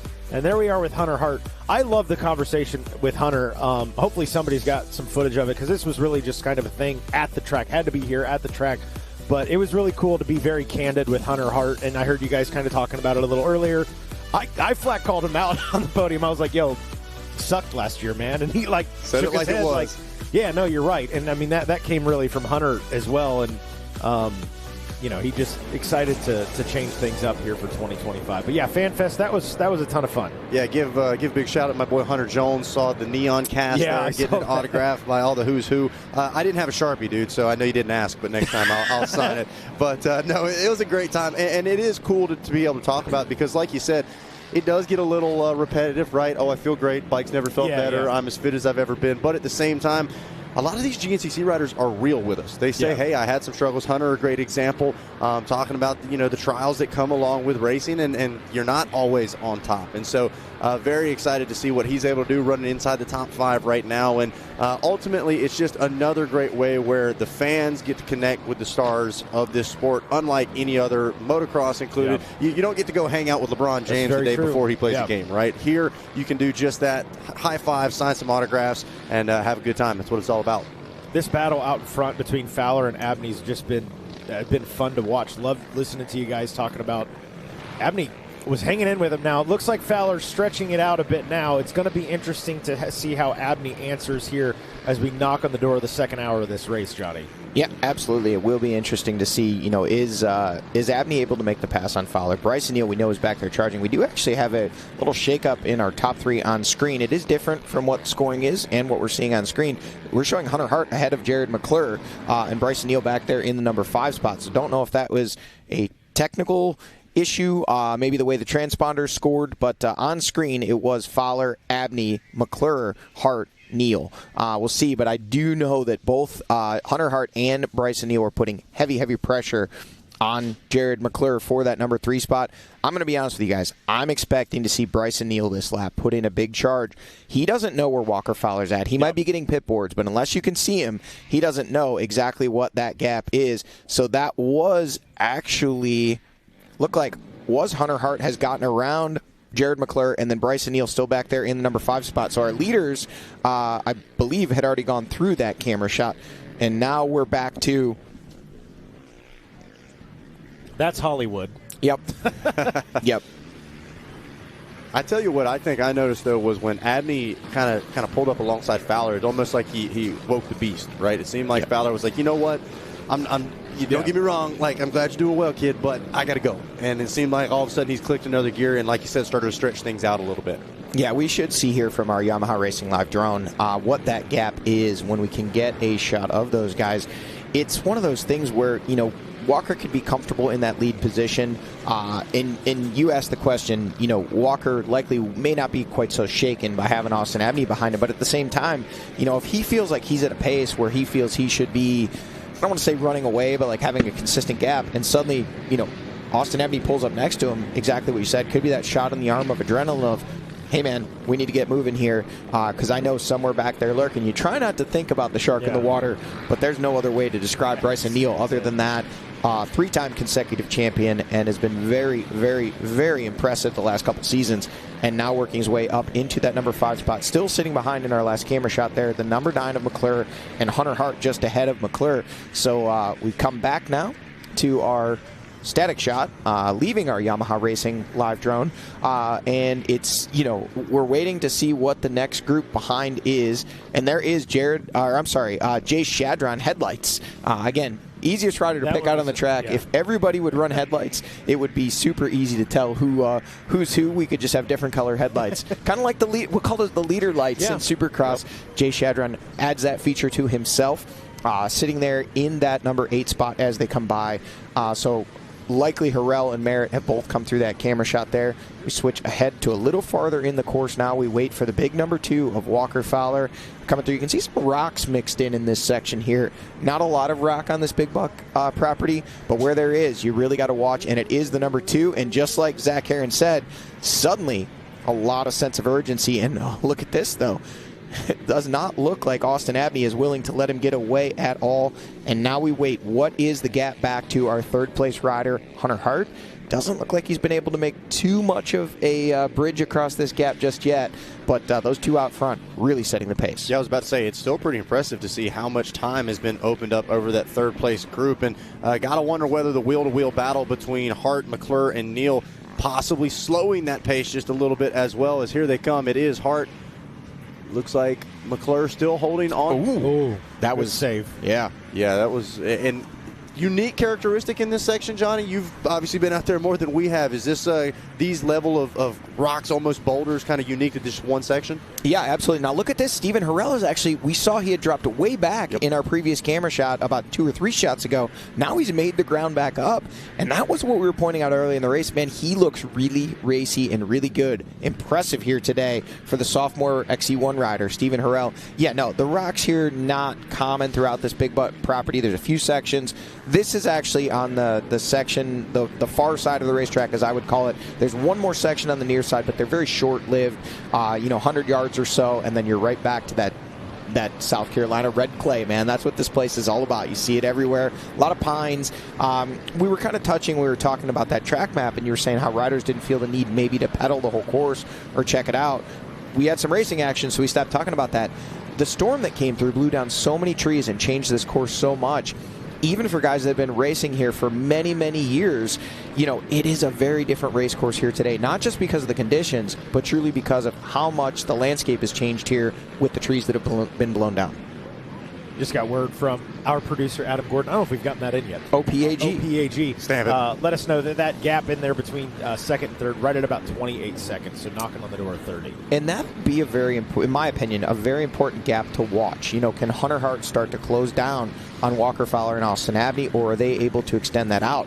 When Bryson Neal starts getting those pit boards and seeing that he is now near 30 seconds behind the leader, do we see a sense of urgency out of Bryson? He was, we had the opportunity, myself, Jason Wygant, catching up with him before the season, and he said, I really just want to get this first race under my belt, kind of see where I stack up. I didn't get to ride as much as he says. He didn't get to ride as much in the offseason as he normally does because of the severe winter weather conditions where he's from there in Ohio, and he doesn't travel down to Florida to do any training or anywhere south in the offseason. He just rides in the snow, bundles up, puts on his overalls, and Bryson's a throwback to the old school. Really, talking to his picture earlier, he was literally training in the snow at one point this season, and he was telling me some of the heart rates he had running that, and I thought, man, that might be as effective as running in the sand in Florida. Just ridiculous. Yep. Yeah, it's very different, but, hey, slick conditions in the snow and ice. Slick conditions here today at Big Buck. Will it pay off? Right now, he's kind of stalled out. He put a big charge in there about a lap ago or half a lap ago, made up some serious time, able to bridge the gap to get up to Hunter Hart and then pushed him up to the back of Jared McClure. Now, Hart has made the pass on McClure, but McClure has latched on, and now it is still those three riders, 3rd, 4th, and 5th, Hart, McClure, and Neal, that are really seemingly trying to figure out where they're at. Are they going to be able to make that push to get up to Walker Fowler and Austin Abney? And then Stephen Harrell now starting to close up the gap, which bears the question, has that group slowed down, or has Harrell just really, really picked up the pace? Fun to watch, man. It's interesting. Round 1, Johnny, what's your perspective on this? We got different names. Like, okay, so Fowler's leading. No surprise there. Austin Abney in the 2 spot, Hunter Hart 3rd, McClure, Neal, Harrell. Big mixture of names. And you got Wilkin all the way back in 15th. How much of this, we know we don't know the story of the season until pretty much we get after that 3rd round, we start seeing things take shape. Round number 1, did you ever see running pro, is it nerves round 1? Do you ride over your head a little bit and sometimes that pays off for you? Sometimes is it detrimental? Like, what's the mindset coming into this round? I think everybody's is different. For me, I mean, it's hard for me to remember back. So there is still Hunter Hart there in the number 3 spot. Jared McClure still hanging tough there in 4. And Bryson Neal still in that number 5 spot. Hard to tell, but does not look like the Bidwell Bullet has goggles on. That could very possibly be thwarting his forward progress. And look at that. Stephen Harrell, man. He's looking racy. He's looking good. He's looking smooth. That machine is looking like it is really on rails. And he just looks confident. Been riding all winter with Walker Fowler, actually, staying down at Walker's compound there in South Florida. So I think he's probably thinking, hey, that guy out front, the guy we see on screen, the number 2 of Walker Fowler, I ride with him all week. If he's out front, I need to go get with him. I was just going to make the comment that Austin Abney had lost some ground in the last camera shot, and now he's right back almost to the rear wheels of Fowler in that shot. So it looked at a glance, maybe Austin Abney also is not rocking the goggles. I'm pretty sure he starts without goggles. Oh, yeah. He's not a big fan of those things. I think you're right. We talked about that a little bit, while you were in the control room there. Yeah, Austin Abney, I mean, he pitches those things, like gets around the first turn, and he's like, yep, don't need these things anymore. So I'm hearing Austin Abney's comfortable. That's all I'm apparently, hearing. He is in his element right now. No, he looks good, man. He really looks like he's pretty comfortable running that pace of Fowler. And again, these conditions, maybe taking a little bit of the edge off for a guy like Austin that maybe doesn't have quite the seat time coming in as the guys he's battling with. There is McClure and Neal. Presumably, still ahead of them is Hunter Hart, and there is Harrell. And you can see, see those guys, not even in the distance, but there's a big difference between like seeing those guys 3 to 5 seconds out and actually being able to get to the rear wheels of Neal. If he's able to do that again a second time, I think that's like one more little notch in the confidence post for Stephen Harrell. He's like, hey, man, I caught the number 1 twice today, and he's going to really start feeling himself, I would say. Coming into just about halfway through this race, if Neal does all of a sudden realize he's under pressure from Harrell again, where do you think his panic button, if you will, is at as far as trying to get around? Wait a second. Yep, no, that was still the leader, Walker Fowler, okay, and sorry. it was. Yeah. TV froze for just a second here for us, but how hard do you think Neal is pushing right now to try to get around McClure and Hart? Does he feel like the pace is comfortable? You talked about when he gets that lap board saying, hey, you're almost 30 seconds out. Is there any more in the tank where if Harrell gets to the back of him, he's like, all right, we got to go? I really honestly believe, watching the way that three-way battle over the third-place spot is developing, I think Bryson Neal's having vision issues right now because he bridged that gap quickly, got right to those guys, had goggles on. The next camera shot, no goggles, and now he's kind of hanging back off the back of Jared McClure. Now, when they get here to the finish line or as they get closer to the pits, now keep in mind, folks, the rules here in GNCC Racing specific to your pro riders, they can only fuel in the pro pits, in the designated pro pit area. They can receive goggles, towels, any other assistance other than fuel anywhere out on the racetrack. So Bryson Neal hopefully has his crew out there with another pair of goggles. Once he can get that fresh vision, I think we're going to see a renewed, recharged, ready to roll Bryson Neal. Right now, I really do believe it is a vision issue. He's not quite able to get close enough to try to make a move on Jared McClure, but impressive shout out to McClure. I mean, he's able to hang. Hunter Hart got around him, but hasn't been able to get away. Yeah. Jared McClure is just latched on, and he's staying right there with him, still very much in the thick of the battle for that podium spot. And, man, I hate to sound like a broken record, but another lap down, and Austin Abney still looking impressive now with 2 laps complete, sitting in that number 2 spot, just 4.7 seconds behind Walker Fowler. And at this point, just latched on and locked in. Yeah, I got to hand it to him. That's what I was looking at, was that gap is 3rd and 4th now rolling through the finish line. Yep, and Bryson Neal's dropped back. We'll see, did he stop and get goggles? See if we can see in this shot. That's Stephen Harrell. He's gotten around Bryson Neal. No Bryson Neal in yet. Still does not have goggles on, so Neal likely had a mistake or made connection with the tree, so that moves Harrell all the way up to the number 5 spot and Neal back to 6th. Not time to panic if you're Bryson Neal, but to the crew there, they're going to want to get some goggles on him and get him back on track because it's rare that we see him lose positions. And update you guys, as you I'm sure assumed, halfway through the race, and did see the 2-lap card out there as well. So 2 to go in this one. Fowler looking good, and to your point, as you were making, Johnny, Austin Abney, little gap between him and Fowler, but he's within sights, and I think if you're Austin, a win would be awesome. A podium would be awesome as well. So he's right where he wants to be. And it would be his first ever overall podium. He had quite a few wins in the XC2 class. He's had a couple of top 5 overalls, but has never had an overall podium. So, not saying he can't win this thing today. He's looking really good, but I agree with you, Mikey. At some point, it's like, do we take the extra chance, especially, in conditions like this? But I really think the conditions are giving Austin a little bit of extra fuel. You weren't in the booth with us, but man, this is IXCR conditions right here, where he's from Indiana. I mean, it's wet, about right it's cold, and to him, he's probably like, this is just like riding at home, and I feel comfortable. And Walker Fowler's been down in Florida for 6-8 weeks now. And, he's probably thinking, I can't feel my fingertips, I can't feel my toes, I just want to go back to where it's warm. Austin Abney's like, man, I think I might take my jersey off after the race. It's a balmy 44 degrees today. Well, that's something I was going to touch on. You talked about Bryson Neal doing most of his training up in Ohio in the offseason. A lot of these guys go south to try to get some training for the heat for the rounds down in Florida and later in the season. But do you feel that it could be an advantage in this cold weather? Obviously, it's cold, it's rainy. I can barely feel my hands here in the announcer's tower. I can't imagine how these guys are feeling right now. Could that be a benefit as we see our leader stopping in for pit? Pit stops on screen. Looks like Mark Notman with the fuel jug there for Walker Fowler. He's also going to take some fresh Scott goggles. And we see what appears to be I think that might be our 50 years of GNCC racing crew. They're getting the behind-the-scenes shots. And it was hard to tell, but I do think he got out ahead of. Did we see Austin Abney up there? Could you see him pull out of his pit? Couldn't quite see him in that shot. He would have been in that action off-road pit there. Now we wait and watch. Waiting on the number 6 of Hunter Hart. But to your point, Zach, I think mentally it could be an advantage. Physically, I don't think there's any advantage to training in the snow and the cold. But mentally, on a day like today, you're more acclimated to the conditions. You realize, yep, this sucks just like it has the last couple months, but it's going to be fine. Now Hunter Hart in, goggles off for him as well. And there goes, look at that. Whoa. Oh, Harrell and Hart are pitted side by side, and that really is, kind of jamming things up there. And a lot of roof's going to be flying. And look at that. Harrell has now made the pass around Jared McClure. So he is now up to the number 4 spot, and the ladder continues to be climbed. Fresh goggles, fuel, calm, collected. There goes the Bidwell Bullet taking off in the number 6 spot out of our pro pits. Now, just a touch for anybody that may not know, we're seeing a lot of steam as the riders are pulling out. What exactly? We saw some spraying going on. Just kind of touch on that, Johnny. So the steam, at any time is just kind of water vaporizing coming off either the hot engine, exhaust, whatever it may be.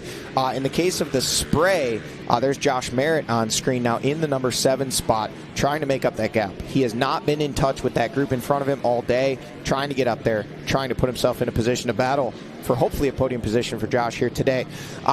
They actually use compressed air over top of water in a fire hydrant-like setup to try to clean the radiators. So that's kind of what's going on there. They try to clean out the fins in the radiator because when it's blocked up with mud, you can't get airflow through there and you can't cool the coolant inside the radiator. So you see them do it on bike day, see them do it on ATV day, trying to clean those radiators out, keep those engines running cool.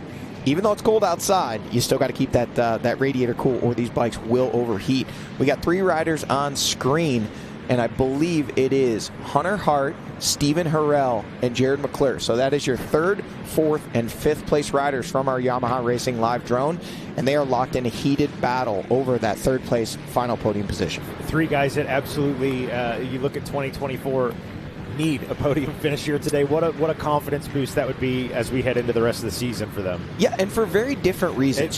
Completely different reasons. Hunter Hart, a rider that we fully had on our championship list for 2024 season. We've talked about it. We don't need to beat a dead horse. Just didn't pan out the way he saw. What better way than to start off, 2025 at the podium than to say, hey, baby, I'm back. Yeah. If you're Stephen Harrell, he was one that, we all talk about Wyatt Wilkin, Josh Merritt, Wyatt Wilkin, Josh Merritt, and they crushed it. They had a great year in 2024. Stephen Harrell, as a rookie, came out and finished 5th overall quietly. Had some races inside the top 5, didn't make a lot of noise, but that's really how his career's been. Oh, absolutely. He just levels up a little bit at a time, He doesn't make these meteoric jumps like, who is this guy? Nobody's heard of him and he won the race. No, it's like, hey, this guy is getting better week in and week out. And, with the offseason that he's had and all the riding he's been able to do, this is the first, I believe, maybe not the first winner, but one of the first winners that he's been able to be afforded the opportunity to spend the winter training and riding and really focused on his craft. And man, it is showing, because now he's closing up, getting closer, ever so closer to Hunter Hart. But what we're seeing on screen here, speaking of closing up, Austin Abney closed back up now on Walker Fowler. And this is now the battle for the lead on screen with Fowler out front and Austin Abney, the 703. That's going to be an option line there. So there's actually a log there. You can either go over or you can go up and around. That's a option line there.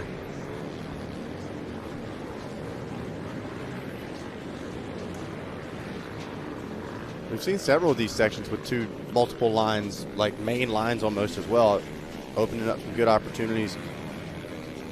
I haven't quite seen a ton of lap traffic yet. Got to think maybe we're going to start to work into that a little later on.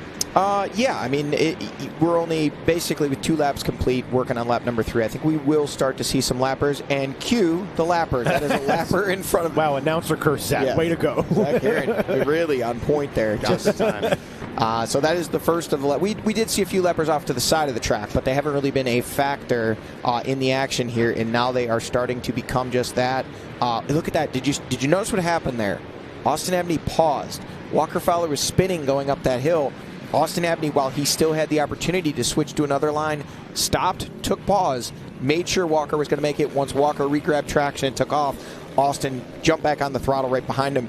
Speaking of jumping on the throttle, Stephen Harrell really jumping on the throttle, putting the pressure on Hunter Hart, Jared McClure, and now, with fresh goggles, the Bidwell Bullet has made the gap back up. He is on the rear wheels of Jared McClure, and where will be the number 4 of Josh Merritt wasn't too far behind. Looked like it happened again. Walker Fowler stopped, and Austin Abney had to sit behind him. It's starting, I think these ruts are starting to get a little deeper, which, to be honest, is something I think a lot of these guys didn't expect, and I can tell you I didn't expect today. You could really tell right there with Abney. Yep. Well, that's actually, they're on a little bit of an incline there. It's kind of hard to see, but that section there kind of goes up and then comes across. You can see Walker Fowler dropping down below that main line, looking for some fresh traction. And it's funny how this gap is just kind of yo-yoing. It's only a few bike lengths, but you can tell by the mannerisms on the bikes, the ruts are starting to get deeper. These guys are kind of running out of traction, getting high-centered on that hump in the middle between the 2 lines. And there it is again, drops down. You can see Abney, see how the bike drops down, almost comes to a stop. Folks, the bottom is starting to give out a little bit here at Big Buck, which is not something that we normally see, but big differences from one section to the next. Now look at that, polished off, hard pack, no ruts really at all. So it really is just the difference. That could be something where, the trail moved over because of a tree down. You get to ground that hasn't been touched, and it just gets so much softer, and these guys just dig in. Do you think this gives Austin Abney a bit of, not necessarily an advantage, but maybe an opportunity? Walker's got to hit these first.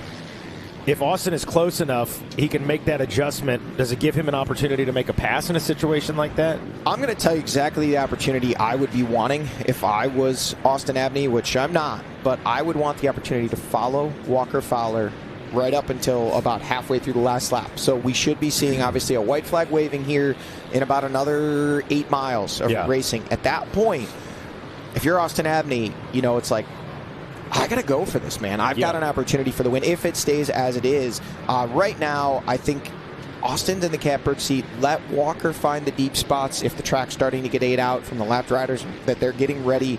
That's another factor. Lapped riders having to take chances and make those passes at this speed, especially in these conditions, can be very challenging. Walker has a lot more experience, but man, I'm really starting to kind of get the tingles that this could turn out to be a really big day for Austin Abney, regardless of if that's a win or a podium.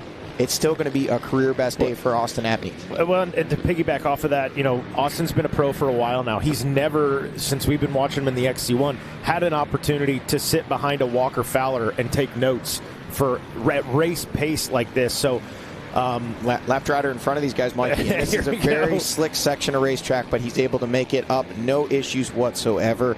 And the first and second place riders do as well. But yeah, I think, obviously we've got, a lap and a half, a little more to go. Left rider. Yep. Got in between those guys. Good little recovery right there. But I think regardless of where Austin ends up today, hopefully able to hang on to a podium, but regardless, it's been a great, great day for him and something he can build on. Well, and even if, let's say, the results don't come, his best result last year was a 5th at round 6, right? I think he's shown, hey, I can. Oh, yeah. And that's what we talked about with Josh Merritt last year. Yeah. I can led to I did, led to I can do it regularly. Mm-hmm. And so definitely, if nothing else, some serious building blocks for Austin Abney. But right now, he might not be building blocks. He might just buy the whole house from Home Depot. There it is. That's it. It looks like now Bryson Neal has gotten around Stephen Harrell and starting to put pressure on Hunter Hart. So a shake up there, and then it is still Jared McClure sitting now in the number 6 spot here at the FMF PowerPoint. And you can see just how slick this racetrack is getting as the hard to tell if the rain is really still falling out there, but it's kind of been coming and going over the last little bit here. It's a cold rain. It's a very cold rain. Yes, it is. You can see taking the time on this downhill here. Slick, very slippery, taking that inside line, and that gentleman, lap rider there, saying, I'm not going to come over this hill with a whole lot of speed. I'm going to take my time and make sure I've got good grip before I continue to move forward. I always think it's cool to see some of those riders further back because they're all skilled riders to be in this afternoon race, but it just shows the difference and that these guys are the 1%. There is Josh Merritt now working his way around that FMF PowerPoint hill climb as well. Adam McGill? Adam, yeah. On screen, charging his way up and in pursuit of trying to get around Merritt to take away that number 7 spot that Merritt currently holds. So that is your top 8 through here at the FMF PowerPoint.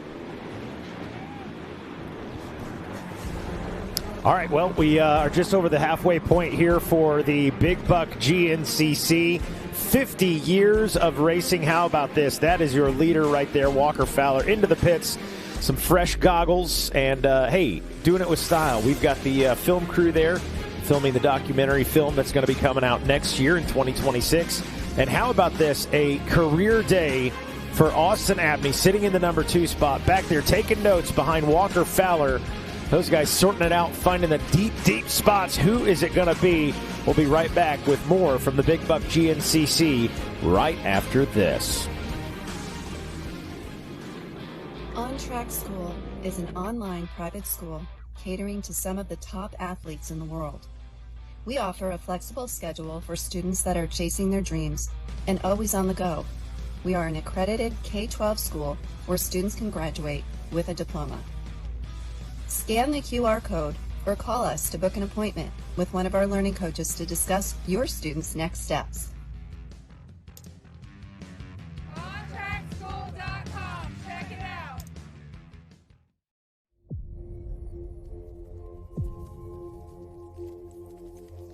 We've been there since the very beginning. 20 laps, the main event, the mud, the blood, the beer. Organizing the industry and building champions.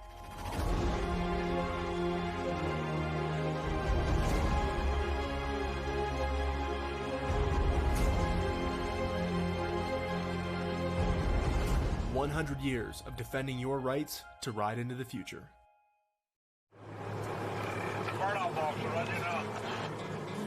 Community, family, teamwork. It's what we have stood on for over a decade.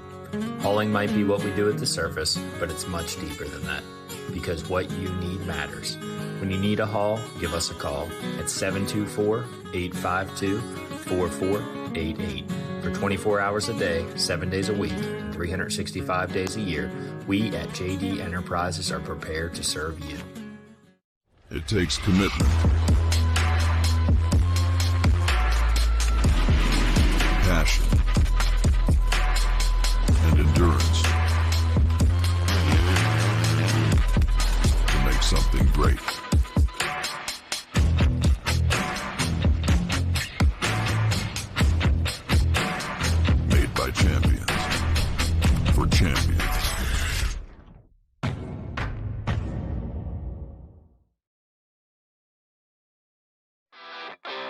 On-Track School.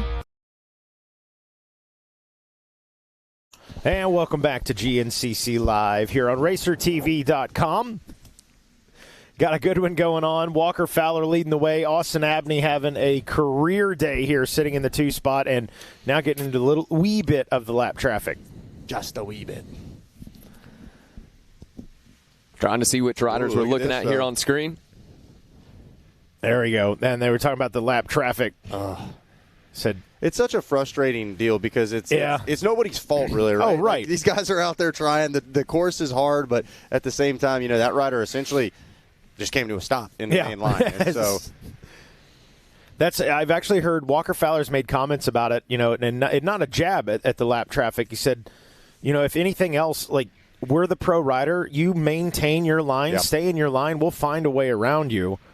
If it's not a very obvious situation where you can pull off to the side to let them by. Well, and it's a tough situation in all disciplines. I know we faced it at Arena Cross. We just saw the incident with Ken Roxon in Supercross. So, there's not really a perfect like that. answer. Yep, see? Yep, like that right there. Oh. And it's just, they're like deer. Where there's one, there's always going to be another. Like, you just got to keep your head on a swivel right there. Well, when you have ruts like you have here today, that makes it that much worse. These riders not able to pop right out of them. Arguably probably a little more difficult on the four-wheel side of things, too, as far as that goes. Definitely. Yeah, Walker Fowler looking good. We talked about that gap, and you got to hand it to Austin, hanging with him, keeping that, 5-second range. But Walker looks just comfortable out in front, absolutely comfortable. I didn't see his pit board. I don't know if they're telling him, or even if he's worried about it at this point in the season, where Bryson Neal is. Maybe that's something you concern yourself later if it comes down to points. But I got to think, if you're Walker Fowler, in the back of your head, you're like, all right, where is the number one back there lurking? But as many riders as he's got in between them, that's a good thing for Walker Fowler. Well, and as of right now, everybody's at 0, so, he doesn't even know if Bryson Neal's going to be the title contender that he was last year. Obviously, we have assumptions that have been earned over years, but at the same time, got to think Mark Notman with the relationship that Walker and Mark have. I think his biggest thing at the moment is just keeping Walker focused on Walker. I think Abney, as I said before, I don't mean it disrespectfully at all, but I don't think he's necessarily somebody that's causing a ton of concern. It seems like Abney's been able to close, Walker's been able to stretch it back out. And so it's been this yo-yo all race long. But if you're Abney, got to wonder what his crew is doing. I got to think we're just trying to keep him calm because this is one of those deals Pop where is probably losing his mind down there, I'm sure. Yeah. I mean, everybody's probably extremely excited, and those are sometimes where we see nervous. I mean, simple honestly, mistakes. Yeah, it's a lot. Austin's worked really hard to get to this point. Full-time working man as well. So, man, love to see him up there. I mean, shout out my fellow Hoosier doing his thing. And, man, look at that gap now that Walker stretches out. Walker, I swear he listens to the broadcast sometimes, and he's like, all right, you guys think you know what's going on? Well, I'm going to show you something different. He's got those little FM radios that Jackson and I carry. He's just tuned in. At the same time, we talk about the number one of Bryson Neal. Probably time to start ramping it up a little bit. It's go time, and coming down to the final 45 minutes or so of this race, you really got to put in an effort. And I think, will he be a little disappointed with a third place? Sure, but will he be able to walk away saying, okay, we're still in this, we're in a good position? Absolutely. And so got to wonder where the expectations are at for Bryson Neal. And trouble at the FMF PowerPoint. And see how this plays out when our pro riders come through. But cue the mud fleas. Yeah, but to your point, Zach, there goes as Austin, I believe. Yep. But yeah, to your point, it's and I just lost my complete train of thought. I got distracted. I got scared. Johnny scared me. I'm blaming it on you. That was on me. Going back to Neal a little bit, Zach, we were talking about, here we go. Oh, look at this. They're going to have to completely reroute to get around that rider. So the mud flea is going to try to help him out, maybe point the pros through another line. But like I was saying about Neal, Zach, I mean, in some ways you have to just think, even a sixth place for Neal, he had races last year where he was not in any points play in position. He was out of the top 20. He got 0 points on the race. I believe it was the race that Walker Fowler came back to after the summer break that Bryson Neal got 0 points in it. So after a season like that, I feel like he should not worry too much about a top 5 finish. And Bryson is so calm about a lot of things, right? He knows the highs and the lows of the sport. And so as that rider gets broken free, curious to see how that has changed that main line right there. We saw those guys kind of popping up and over, and it looked like he had jumped up and then slid back. I'm sure he was probably spinning those back wheels. So that main line right there might be completely different by the time the rest of those top riders get to it. That was the point I was going to make, and you touched on it, Jackson, was when you look at last season, you basically got 2 races where they were mulligans between Neal and Fowler, and because of those, it came down to that very last race. So, yeah, I mean, to have a good day, win the battle versus the war argument, yeah, I'm with you guys. I think it's sometimes you got to come out and have the best day you possibly can. Johnny Gallagher just came out, brought up a good point. Want to show some love to the XC2 class. Andrew Banovsky leading this one. Which, hey, great job, rider out of East Palestine, Ohio. A 44.9 second lead over Elijah Edmondson and Alex Tiemann, the defending national champion there, sitting in that 3 spot. So, man, hat is off to Banovsky there, leading it with a 45 second gap between them. Welcome to the XC2, you'd say. Yeah, seeing some big gaps all the way up the 5th place position. Alex Thiemann in 3rd. Andre Williams holding on to 4th. Keaton Henderson in the 5th place position, seeing as much as a minute and 36 from your 4th to 5th place rider. Kind of seems like there's a flip of a switch. It goes from everybody's wheel to wheel, and then all of a sudden it's like, boom, there's gaps between a lot of these top riders. But right now, Abney trying to be the exception to it, trying to latch on to Fowler. And we knew this is kind of the time where the cream starts to rise to the top, right? The best start to stretch things out a little bit, and that's why I do think we're going to see Neal continue to march forward. I'm also very curious to see what Hart is like in these closing stages of the race. He talked about changing some of his training program, talked about no runs on the jet ski. He's been putting in work all off season. Curious to see where his stamina and intensity is at late in this one. And he was even, what kind of gave it away to me for Hunter was, for Hunter Hart, he was pretty quiet on social media. You usually see him having a lot of fun during the break down in Florida, and he was relatively quiet compared to normal. And I thought, yeah, the man's going to work. And obviously he said that, and right now the proof is in the pudding as Hunter Hart hanging in the podium position. There's been a lot of hype around John Glotta Jr. He's been able to pick up 5 spots, now going to be sitting in the 14th place position, making his way up from 19th in the overall. Yeah, tough start for Glotta, and he was one, Johnny was talking about highly yesterday, and I think he kind of falls almost in that same conversation as Austin Abney, where, they got a lot of hype moving into the pro ranks. We saw these little glimpses of what I think they're capable of, and then the results weren't quite there. Glotta's obviously had some issues as far as Bryson Neal going through there, as far as injuries are concerned as well, and he's got some heat behind him. But, yeah, good to see Glotta making some moves here late. Certainly not the end of the world, but a tough start for WW3. Wilkin back in the 16th place spot, and then Alex Tiemann and Grayson Eller also both inside that top 20 as well. Eller making his XC1 debut. So, going back to the reference of Stephen Harrell, this is a note-taking season as far as Grayson Eller goes. I'm sure a ton of expectations, and he's had the experience of running up front, but it's the same thing whether it's quads or bikes. That move from XC2 to XC1 is so much bigger than just one number. You know what I mean? It really is a monumental difference, and excited to see how the 171 improves throughout the season. Watching from the Yamaha Racing live drone. I believe that's still our leaders, and it looks like Abney able to reel him in just a little bit. Fowler was really putting a gap between them a little bit ago. Weren't even in the same camera shot, but now Fowler settling into that race pacer. Austin Abney pushing, but nonetheless, man, these guys have been 1-2 and no company. I mean, it has just been a mano-a-mano battle between them. We've seen them come close. There's been some, some low spots in the track. Some lap traffic has played a factor. Be interesting to see what, to Johnny's point that he made of, man, if I'm Austin Abney, I hang with him, I hang with Fowler, and if I'm going to try and make a move for a win, I'm going to wait for that last lap. Maybe Boric him like we used to see back in the day. It's such a crazy thing to talk about. Like, these guys are so able to limit and monitor their effort and time things to a certain point. Like, I feel like most people at home sit there and say, if he's in front of you, put him behind you. It's simple, immediately. But these guys are so calculated with everything that they do, when they do it, the ability to, especially knowing the full duration, 120 minutes of racing. Hey, I'm going to follow him for a lap. I'm going to follow him for for 20, 30 minutes and really see what lines he's taking in this section and figure out exactly where I'm going to be able to get the job done. It just goes to show the intelligence that these riders have, all while running heart rates, 80+% of max heart rate.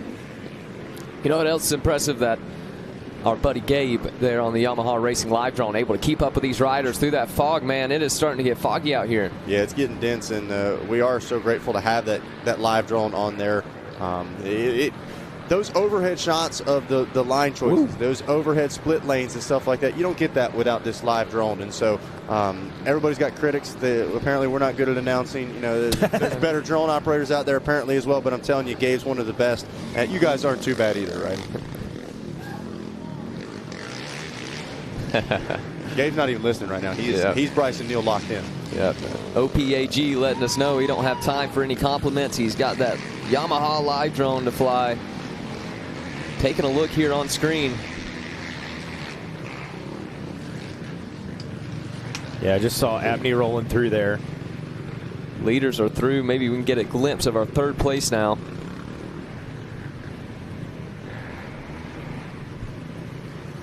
Here. I was going to say, last time they checked in, it was about 40-second gap when they checked in at the finish line. So we'll see what that is back to third. And I'm thinking it's at least that. Maybe we might be knocking on the door of a minute now. Those guys really putting a gap on the rest of the pack. We'll see if it's still Hart. Harrell's in the mix. We know Neal making moves around those guys. See if Neal can knock on the door of a podium finish here in round number 1. Kind of opens the conversation up for Austin Abney as well. Here comes, look at that, the big number 1, Bryson Neal. And just like that, he's back on the podium. Yeah, okay. So he's gotten around Hunter Hart, but Hart not letting him get away quite yet. Looked like Hunter grabbed a towel right there. Snagged a rag. Minute 4 between second and third, which is now Bryson Neal. So some of that may have had to do with the battle, too, of Neal just working his way around Hunter Hart. So let's see what, got a lot of track in between Bryson Neal. There's McClure. Curious if we missed Harrell at all. Yes, okay, so Stephen Harrell did make his way through, of BAG keeping us in the loop. And that's something we talked about, Hunter Hart snagging that rag. We haven't talked about as much. When it starts raining, we talk about vision. That's just immediately where we go. But grip is the other big thing. We see not only do they spray the radiators, oftentimes they're spraying the seats as well. And if they have time, they spray the grips. As now we see Josh Merritt, who I believe is just outside the top 5. An honest, good response from what was not the best start for the number 4. But those rags, they immediately grab them, they put them on the handlebar, and essentially it stops your hands from spinning as you're trying to grip onto the machine. B. Neal and Hart right there. That's your third and fourth, so that battle's tightening up. That's kind of the battle that I want to watch. Whether or not Hart gets back around, I just want to see if he's able to stay latched onto the back. Because we know Neal is on the charge right now. He wants to try to close that gap up and see if he can possibly sneak up to the back of Austin Abney. But just for endurance and intensity-wise, let's see what Hart has in the tank, and can he match the pace of Bryson Neal. Watching our finish line camera there, we'll be getting the white flag this time around.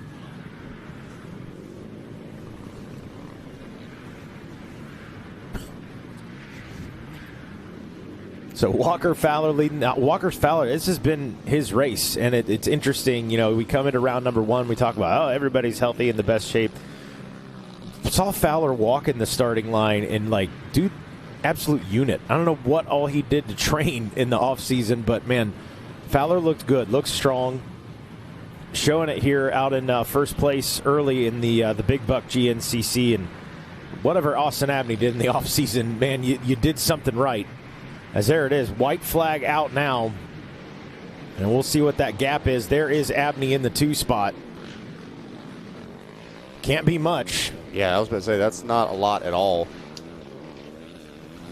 And this is cool to see. Abney, I think, has had that chip on his shoulder, and he has said, I have the ability. I can do it. It's just, I've got to execute. Yeah. So what's the gap looking like? What's the number saying? It's 11.1. So much bigger than the 4.5 second gap we saw last time around, but within distance. And I don't know. I mean, if I'm Austin, I'm not a pro rider, right? But so I can't speak on his behalf. But you've got to feel good if you're Austin at this point. I think if I'm Austin, I'm like, okay, let's hang there. If I get an opportunity to make a pass, okay, let's shoot for it. But right now, if you got to be stoked if you're Austin Abney. Well, and that's exactly what I was going to touch on earlier. This now the white flag waves, it starts to creep on. He's not looking at the potential of just a win, potential first podium as well. So how much do you put on the line as far as, am I going to maybe possibly get around Walker Fowler, who is not an easy person to catch up to, let alone pass?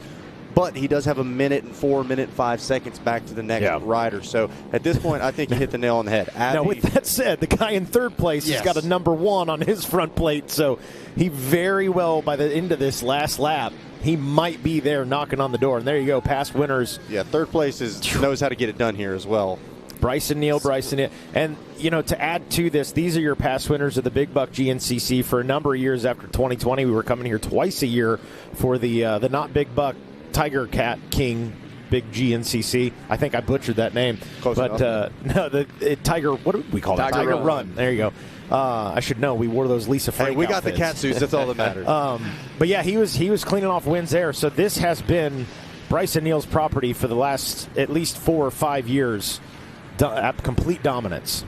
So taking a look here at the timing and scoring between Austin Abney and Bryson Neal, now going to be a minute and 5 seconds. I believe that's a second. Father, was it not a minute and 4, I believe, before? So now a minute and 5, then only 2 seconds back, 2.6 to Hunter Hart. Let's go. I'm ready. Last lap. Shake it up. A lot of things to be sorted out as far as, testing yourself out. There is the number 4 checking in right there. Josh Merritt. Maybe not the day. I think Merritt, from us talking to him yesterday, Merritt, and there is the Gator Adam McGill.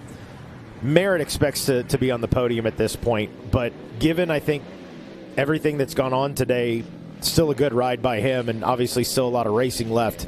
He can even improve upon that, but I think a solid day for Josh Merritt, all things considered. Well, I hate to say it, but he'll probably feel a little better when he talks to his buddy Wyatt. Because it's one of those deals where nothing makes you feel better than seeing somebody who maybe had a harder day than you. And once again, we were curious whether or not this line right here at the FMF PowerPoint was going to continue to deteriorate, and it has. And yet, like Jackson was just pointing out on our screen, you can see that left-hand rear wheel kind of caught between those two roots.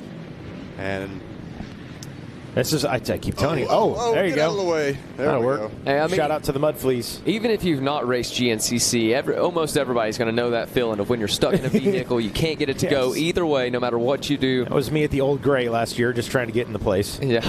You got to call Adam Gordon to pull it out with his buggy, and this guy says, "I'm going right where he went." He said, "I'll turn left." So this is interesting, though. I mean, last lap, pro riders. We talked a little bit about the lap traffic and people sinking wheels in, and it just takes one. Now they're all choosing that alternate line. Long way around is the fast way around when no one can get up the FMF PowerPoint. At this rate, we could see that line deteriorating before the race is over. So plenty more. We were talking earlier about the grip. The WXC riders probably had, at least one of them, Hannah Hunter, had more dirt on her seat than I think I've ever saw in a race, especially on a four-wheeler. I mean, caked up inches high. So I can only imagine what these guys are going through as far as traction goes. But they're very creative, like you were mentioning, on how to clean those machines off, Zach. They have what I believe is a fire extinguisher that they can put air into, put water inside of it, and then they spray those machines off when they come through the pits. A lot of the bike guys use the power wash, but these guys choosing to use that fire extinguisher. Well, and to your point, Jackson, here in the ATVs, it seems like they maneuver themselves around the machine more than we see on the bike. Sure, they might lean a little bit one way, lean the other on the bike, but these guys are back and forth, way off to the side. They're counterbalancing the machine, and so, yeah, the ability to be able to stay in one position on the seat is so crucial. And, like you said, the team's getting extremely creative with how to keep those machines having grip on the handlebars, on the seats, and keep those radiator cleans as well. Yep. I want to give a shout out to Johnny Gallagher real quick for John Glotta. I was messing up John's name yesterday. I don't know why. I couldn't get it right. But Glotta's made up, a couple of minutes, I think, on the guys he's battling up into a top 10 position now. And last I checked, I think it was about a 3.5 second gap up to Chris Borich. Johnny Gallagher was talking a lot of hype, obviously, around John Glotta Jr. coming into this season, and all the guys have been training with him. Was like, man, John's riding just ridiculous right now, and maybe the result is not going to show it today, but showing us here late in the race, at least he's putting in the effort. If you start from the start of the race, you'll definitely be able to see it. Went from 19th, 14th, Now we're in the top 10. And it wasn't just Johnny. There was a lot of hype coming into the season. Oh, yes. This is true. There was a lot of hype. I like that. It's good. That's one for the books. Put that in the movie. Write that down. Write that down. Put that in the movie. So, Walker Fowler looking like the Walker Fowler of old here today, where he gets out front, sets a good pace, and it's just been the Walker Fowler show. And now you can tell that white flag out. This is what we're used to seeing in Walker, really laying it down here and stretching it out. Austin Abney was sitting in that 2 spot. It was about an 11-second gap when they checked in. And Bryson Neal back in the number 3 position. Is that how it's going to shake down? Don't know. What, about 26, 27 minutes? Very cinematic shots that we've got here, right? With the cloud coverage. Like it looks like a war hero making his way through the battlefield. You know what I mean? Smoke clearing, and the big number 2 trying to work his way to the start of a season just like he'd been dreaming it up.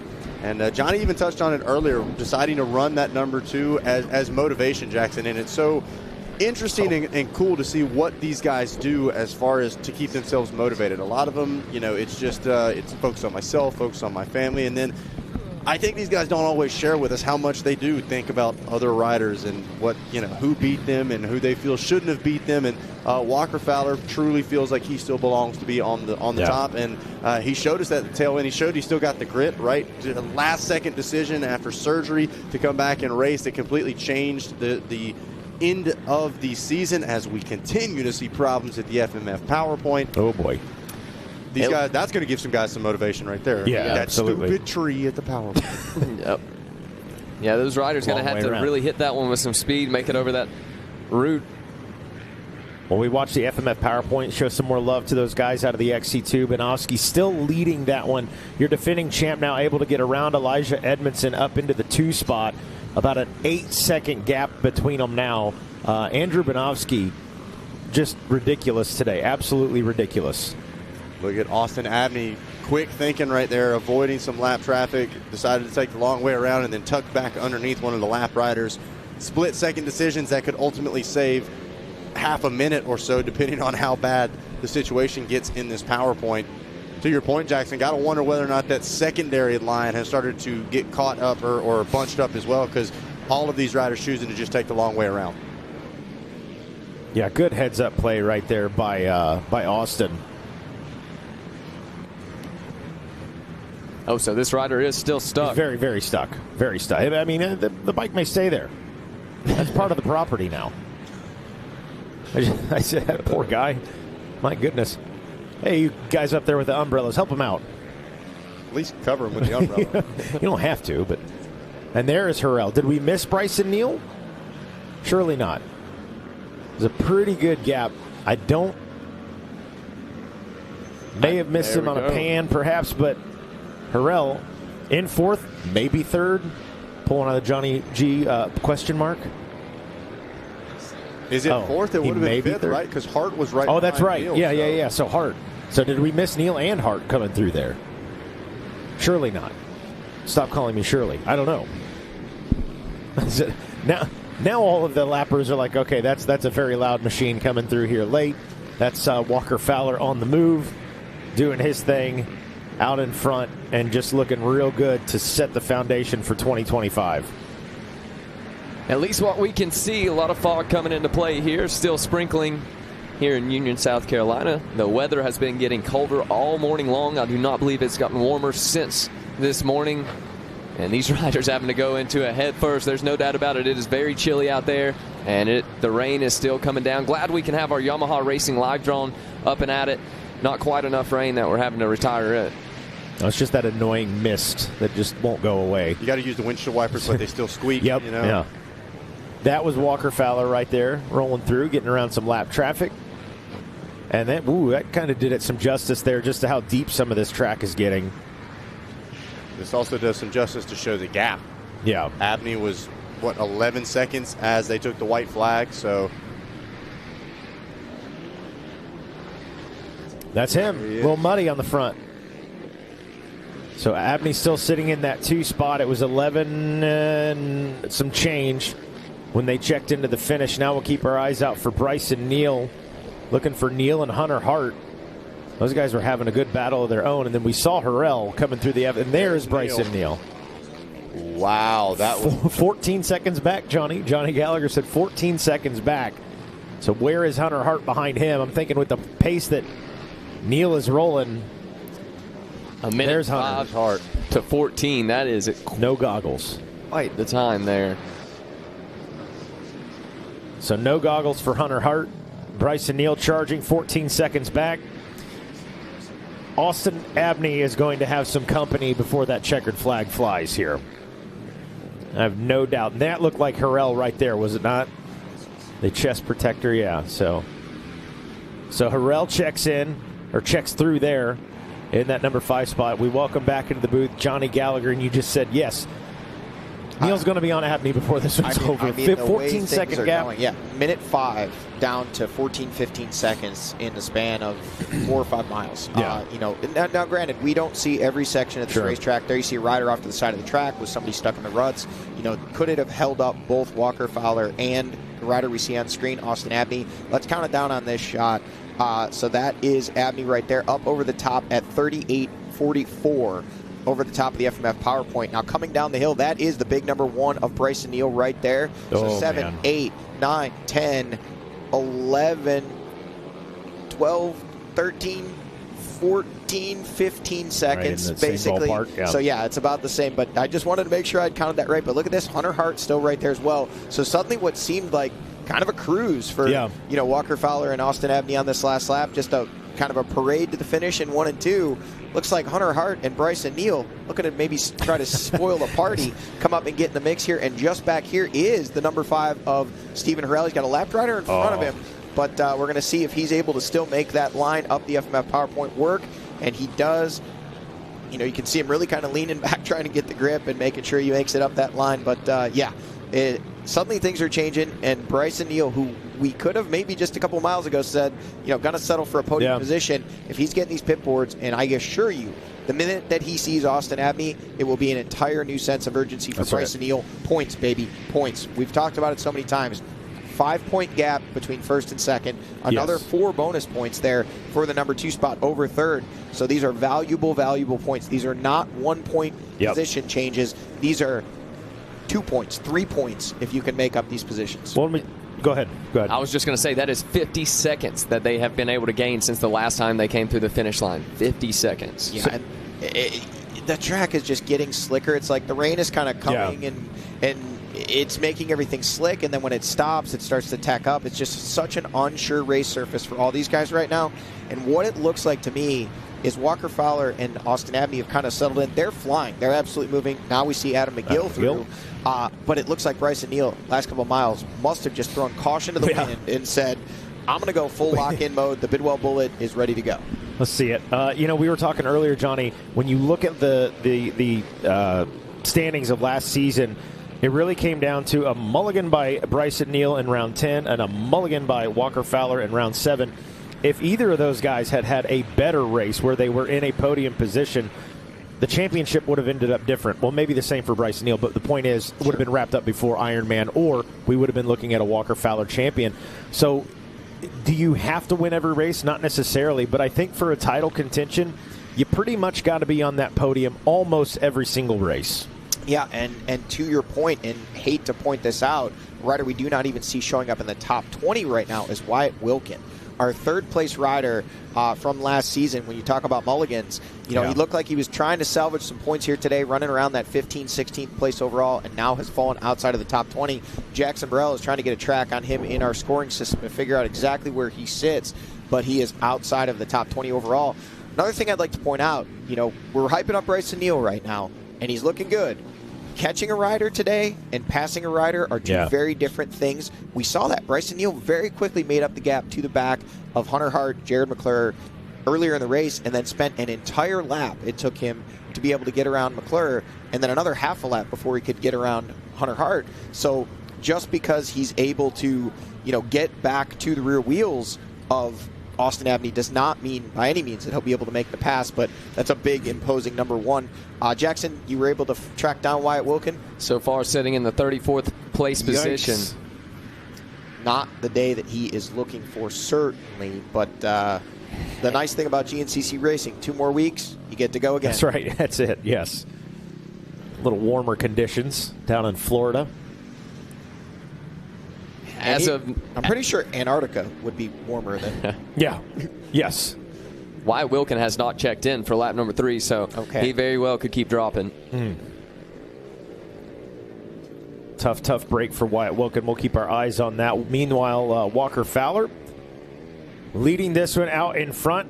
Austin Abney sitting in that number 2 spot. Bryson Neal is just picking up big chunks of time behind them in that number 3 position. How is it all going to shake down? I think we are going to see a battle between Bryson Neal and Austin Abney late in this one. Will it be for a lead, perhaps?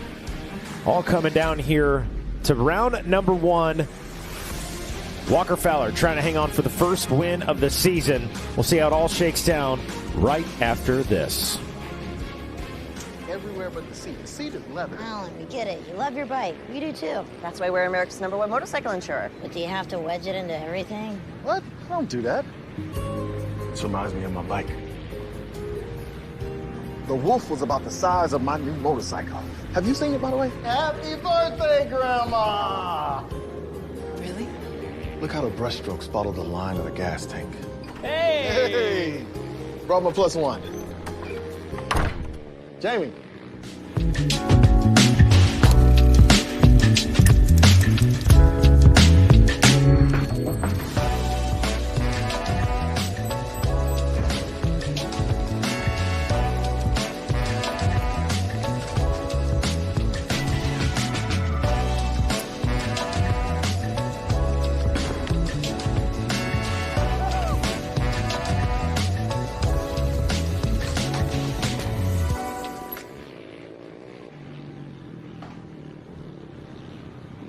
Every generation believes they've invented the best way. With age comes wisdom. We've come to realize that every piece of knowledge is learned, passed down from those generous and patient enough to teach.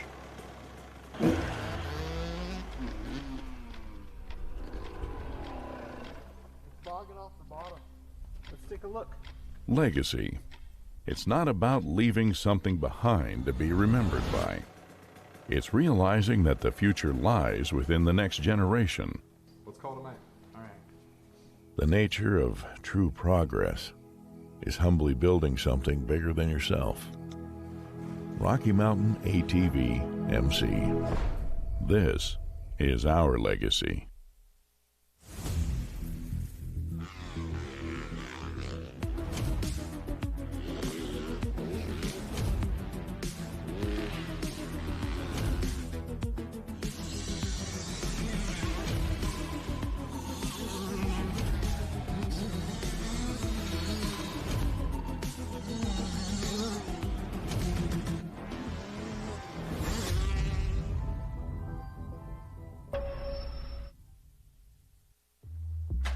Whatever you drive, however you drive.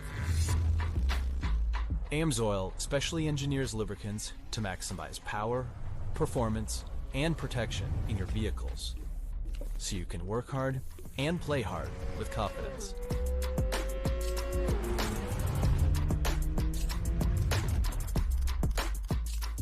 Order online at amsoil.com.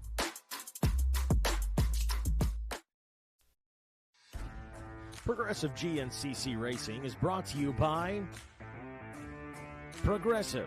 Progressive could save you hundreds of dollars on your automobile and motorcycle insurance. Specialized e-turbo bicycles. It's you, only faster. RockyMountainATVMC.com. Get ready.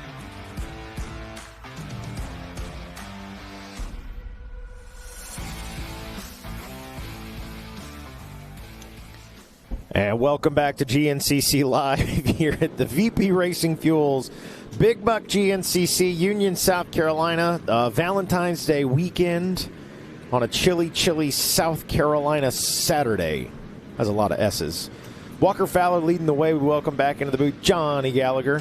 And Walker has been, honestly perfect this race. Good start and has really just not looked back. Been in control the whole time. Austin Abney has had the best ride of his pro career, and he not without challenge. He's been right there with Walker, and we're speculating, but probably going to have a battle on his hands with Bryson Neal behind him. It looked that way from our last camera shot. Bryson Neal had, when they checked in at the scoring, was 1 minute 5 seconds behind Austin Abney, and we saw them on the next, or a few camera shots later. There is Walker Fowler on screen, almost on cue, the number 2 out front leading the way. 1 hour, 48 minutes coming past that camera shot. We'll see what the gap is back. 11 seconds is what it was several miles ago at scoring. But I think really the battle that we're waiting to watch and see is Bryson Neal able to close the gap to get to the rear wheels of our second place rider, the number 703 of Austin Abney, who's really put in an impressive performance today. He's not only gotten to the rear wheels, he's gotten around him. He is into the number 2 spot and has displaced Austin Abney. We'll wait now to see, will Hunter Hart be able to close the gap back to Austin Abney? Bryson Neal, about 32 seconds behind Walker Fowler now in the number 2 spot. Had lost his goggles, so it's going to be tough for him to continue to make up ground. The rest of the track, very tight from here on out. But where is Austin Abney? There is Austin Abney. And with some company. With absolute pressure from behind from the number 6 of Hunter Hart. Abney able to squeak his way through that section there and hold on to that final podium position. But he is going to have pressure all the way to the finish line from that number 6 of Hunter Hart. And then it's the number 5 of Stephen Harrell in that number 5 spot and not at all far behind. Still, let's call it podium adjacent there, very near that battle for the final podium position, just a few seconds ahead of him. You look at the battle now that is between Austin Abney and Hunter Hart, 2 different guys that need podiums, like we were saying, for different reasons. Those 2 guys, 2 different reasons. Austin, 1, he's never had a podium. Hart feels like I am the guy that can battle with Walker Fowler and Bryson Neal. So that was going to be a dogfight. I don't think Abney's going to give it up easily, and I think Hunter Hart's going to throw everything at him but the kitchen sink. Yeah, absolutely. And I think they've had their battles in the past. I don't think that either one is going to take it easy on the other, but at the same time, there's not a ton of passing opportunities in the coming miles. It does open up into a small section of chicanes kind of out in the field where if Hunter can square him up, he might be able to make the drive. But I really think it's going to take a mistake from Austin Abney for Hunter Hart to be able to make that pass, unless he can do it in that very section coming into the finish line, square it up in the field. But lapped riders, another factor. You can start to see there's a few more of them. They're a little thicker here, and we're waiting and watching for the number 2 of Walker Fowler to work his way through. About 34-ish seconds was the gap at our last camera shot, but those lapped riders there could loom large. Doesn't take much to lose time, but I really think with 30 seconds and only a couple miles of racetrack left, Walker Fowler sitting in a very, very good position. Barring any mistakes or any unexpected occurrences with lappers, I don't know that Bryson Neal is going to be able to make up that kind of time in such a short amount of racetrack. He is on a mission, but I think he's just going to run out of time. I think Walker Fowler's seemingly has this one kind of in the bag at this point. Yeah, Walker's sitting in a very, very good position. And 150.57 as he went between those trees leaving the camera shot. It's interesting. You look at it right now, and as they sit on the track 1 and 2, Fowler and Neal, if you're just tuning in, you're going, yeah, that checks out. That's probably been this way since the start. Not the case at all. Neal, not the best start as far as Bryson Neal standards, has had to really chip away into that number 2 position. So 57 to... So it's a little under maybe 20-ish seconds now. So he has made up some time. But again, I think we're just kind of running out of racetrack. You can never count them out. You can never count any of these guys out. At this point, next camera shot, we could see Austin Abney back in the lead. A lot of obstacles, a lot of things can happen out here on a GNCC racetrack. But as the mile markers click off, Walker Fowler works his way that much closer to grabbing the first win of 2025, and Bryson Neal with what's been a masterful come-from-behind performance. But let's talk a little bit more about that guy. The 703 of Austin Abney, neither of these guys with goggles. Neither with them. And this is your battle for the final podium position. Austin Abney has it. Hunter Hart wants it. And just behind them, right here, the number 5 of Stephen Harrell saying, hey, if you guys want to connect wheels, I would happily take my first podium of my career.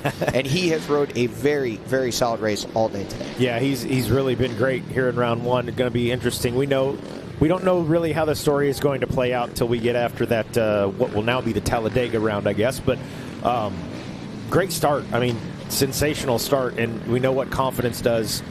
One good race does for a guy's confidence and what that can do for the rest of the season. So Abney, hat is off to you. If you end up on the podium, hope you get a chance. Well, you will get a chance to talk about it, but regardless, I think he's got to hold his head pretty high today. Absolutely, and I think, for any of those guys that we just saw come through, your top 5, I mean, if you're Walker Fowler, if you're Bryson Neal, you were realistically expected to be there. Hunter Hart, I think last year we would have said absolutely expected to see him in this battle, but this is a resurgence, for Hunter Hart to have himself up in a podium battle, and he's really been riding well, especially the last couple laps. I think the two surprises here, Austin Abney, Stephen Harrell. Yeah, hard to call Stephen Harrell a surprise, being that he is number 5 running in the number 5 spot, but the difference is, look at this, now Adam McGill has gotten around Josh Merritt and taken away that number 7 spot. So McGill up to 7th, Merritt back to 8th. And I really think Stephen Harrell, it's not the 5th place position that's so impressive, it's his proximity to leaders. Yeah. He's really not that far off the battle for the lead right now. Clean up a few things and you're right back in it. Then it's Jared McClure sitting back there. So actually, not only has McGill gotten around Merritt, he's also gotten around McClure, so that moves him all the way up to the number 6 spot. Josh Merritt staying in that number 7 spot, and Jared McClure dropping back to the number 8 spot. Tough break for McClure late. And Glotta, it'd be interesting to see where Glotta ends up. He was back there, worked his way up into 10th, and he was only about 3 seconds back from Boric. Yeah, I think it was 3.8 seconds. He was behind Boric. We'll see when they cross the finish line, but I looked on lap 1. His first lap was 2 minutes and 30 seconds slower than the top 8 overall. So for him to work his way back up, if he can get to that 8th or 9th place spot, even to finish 10th, good day for him. Chris Bortz solidly inside the top 10 right now, sitting in that number 9 spot, so a solid day for him. Jay Shadron, Brandon Owens, Andrew Benoski, you pointed out, continuing to lead that XC2 class. That said, the big green number 1 of Alex Tiemann there in the number 2 spot, only 8 seconds behind him as they start this final lap of racing action. They're out there somewhere. They're doing battle. We may not have the camera shots, but we do have a camera shot of this guy, the number 2 of Walker Fowler. And, man, he is hoping that these lappers realize the urgency to get him on his way. 55.02 leaving that camera shot there. And so we'll wait and see what that gap back is. But at this point, like I said, I do think Walker Fowler has done enough. I think he's got a big enough gap. Those same lap riders that he's working his way past, Bryson Neal, this man on screen, is going to have to pass as well.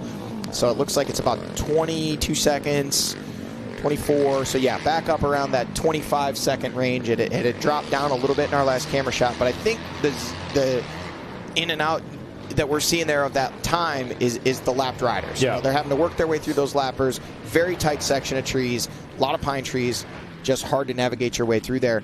Walker Fowler, just a few corners left now. He's going to work his way around this back section of pits, and then it's smooth sailing to the finish line there for the number 2 out of Rogers, Ohio. Walker Fowler just pushing it. Yeah, this will be win number 78 for Walker Fowler. Extending that all-time wins leader record.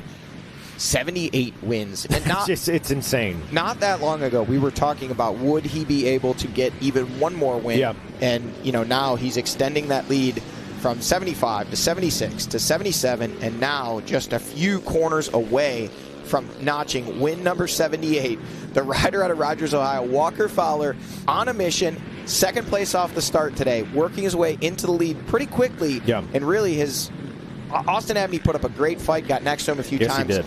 But at this point, no one has taken the lead away from Walker Fowler since he secured it very early on in lap number 1. No, he's just been very, I guess we can call it old school Walker Fowler at this point. Methodical about the way he took to this race course here today.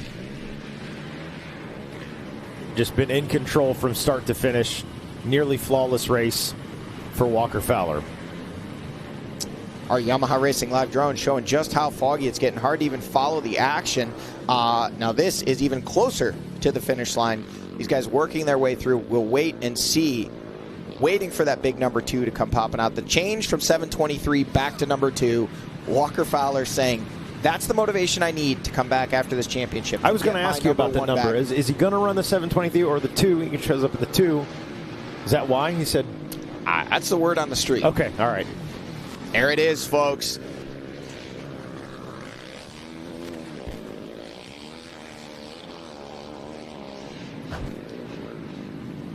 So Walker Fowler, 2025, the 50th season of GNCC. Round number 1 just about in the books. Walker Fowler said, excuse me, pardon me. Yeah, that lapped rider had no idea that is Fowler behind him. Not giving away at all. You know, Walker's, he's pretty well got this one in the bag, but wanting to make sure. Yeah, we got that. Yeah. Good.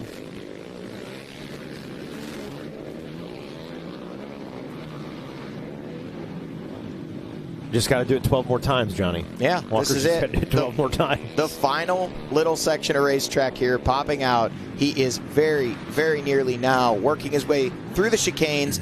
The fans can see him. They're starting to cheer. Walker Fowler just a few corners away from win number 78 of his career. Win number 1 of the 2025 season. You can see the fist pump. The emotions are clear, and this guy is happy to leave here the points leader. The first winner of 2025, Walker Fowler gets it done at the Big Buck GNCC.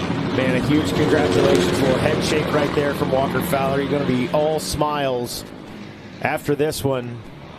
Just a sensational race today, Johnny. Nearly perfect in this one.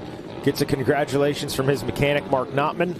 And the number 1, the Bidwell Bullet, going to, I'll say, settle for number 2 spot today, but that was a hard-fought second place. Did you notice Bryson kind of even pushing through those final turns? Yeah. I think that really comes down to, he wants to look at that gap at the end and say, hey, I got it close. He's smiling. I think he's pretty happy with the way things turned out, given where he was just a bit ago. Who will it be for the final podium position? Austin Abney still has it. Hunter Hart really wants it, and the battle is wheel to wheel coming through the final turns. Is that a lapper? Folks. Oh, man, I think you're going to hang on for it. Oh, maybe. Yes. Yep. Wow. Oh, Hunter Hart mercy. Hits the finish line scoring chicane, and Stephen Harrell gets around. That was Harrell also in that podium battle. Wow. But Hunter Hart had crossed through the finish line arches ahead of Stephen Harrell, so I believe that 4th place position would be credited to Hunter Hart, Stephen Harrell 5th, but that shows just how close these guys were to this battle for the lead. Man, the top 5 all crossing the finish line pretty close together here. That's what we love about GNCC. Put that in the documentary. How about that? So, man, you got Walker Fowler taking first, Neal taking second, and Austin Abney hanging on for what will be, we're assuming, his very first career XC1 podium with a 3rd place finish, and literally right behind him was Hunter Hart and Stephen Harrell. Yeah, wheel to wheel, all 3 of those guys battling, wanting that final podium position. A great push by Stephen Harrell in the final miles of racing. Austin Abney holds on to it, grabs his first career podium, and what a battle, what a day of racing here at Big Buck. Welcome to 2025, Johnny. This is good. All right, I like it. We're rolling. So waiting to get a word in with Walker Fowler down there. He is all smiles. What a difference a couple of years makes for Walker Fowler, man. Just great to see him having this kind of success at this level, still able to get it done and get it done in style here today. Oh, that might have been a little love tap there. That was Josh Merritt and Adam McGill. McGill running over Merritt and... no, we can't do this, guys. We can't do this. So, obviously, some things happening out on the track between Merritt and Adam. Adam not happy about that and going after Merritt, and some words exchanged.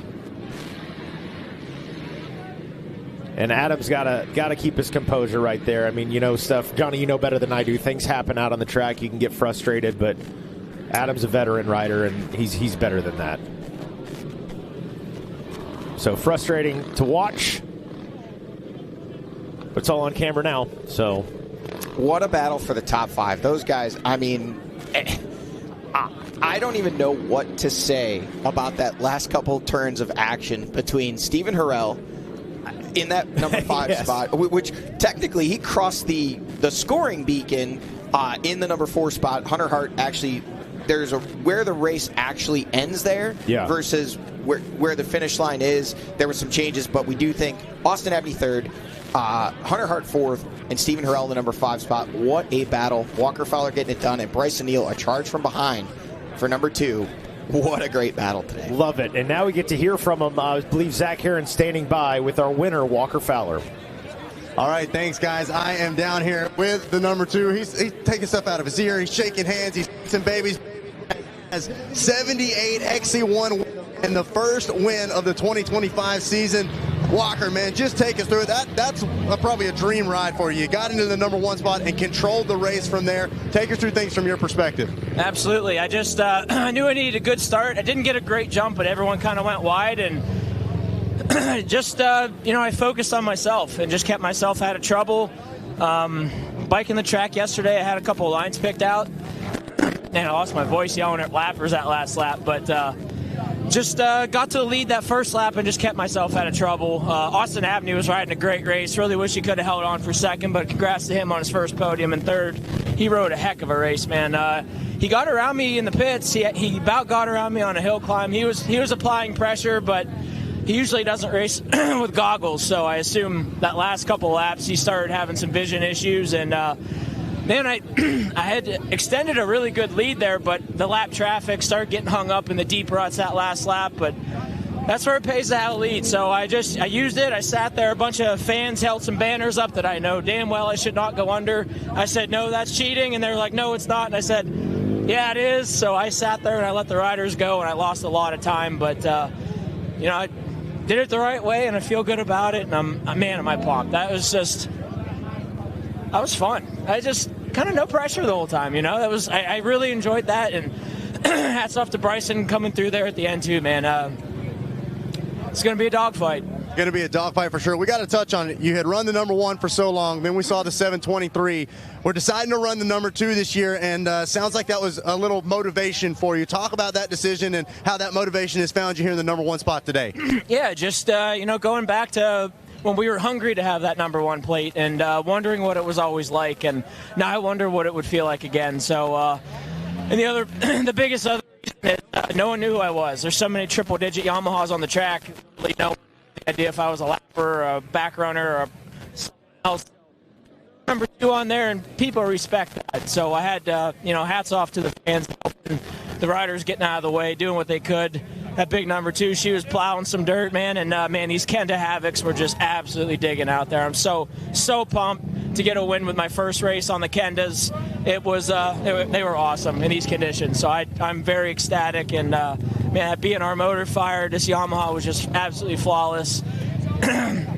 Fly racing equipment probably will never be white again, but it held up, kept me warm, and the Fly Formula helmet, man, keep me safe. Atlas braces. There's a whole mess of people, man. I'm losing my voice rapidly, so just pumped, man. It's a great way to start the year. I'm excited. Thanks. Like you said, perfect way to start the season. And biggest thing, Outlaw Art Performance, Levi Cohen, helping me in the gym. That's been such a, man, I feel I could go for 10 more hours. So, Levi, thank you, Outlier Performance. And, man, my riding partners, Stephen Harrell, Hannah Hunter, Andrew Bonofsky, McKenna Brutally, had them all winter. It was awesome having a good group of people. We got a couple more weeks to keep getting better and stronger, and definitely looking forward to that. Walker Fowler puts another win on the all-times win list and starts the XC1 off-season right.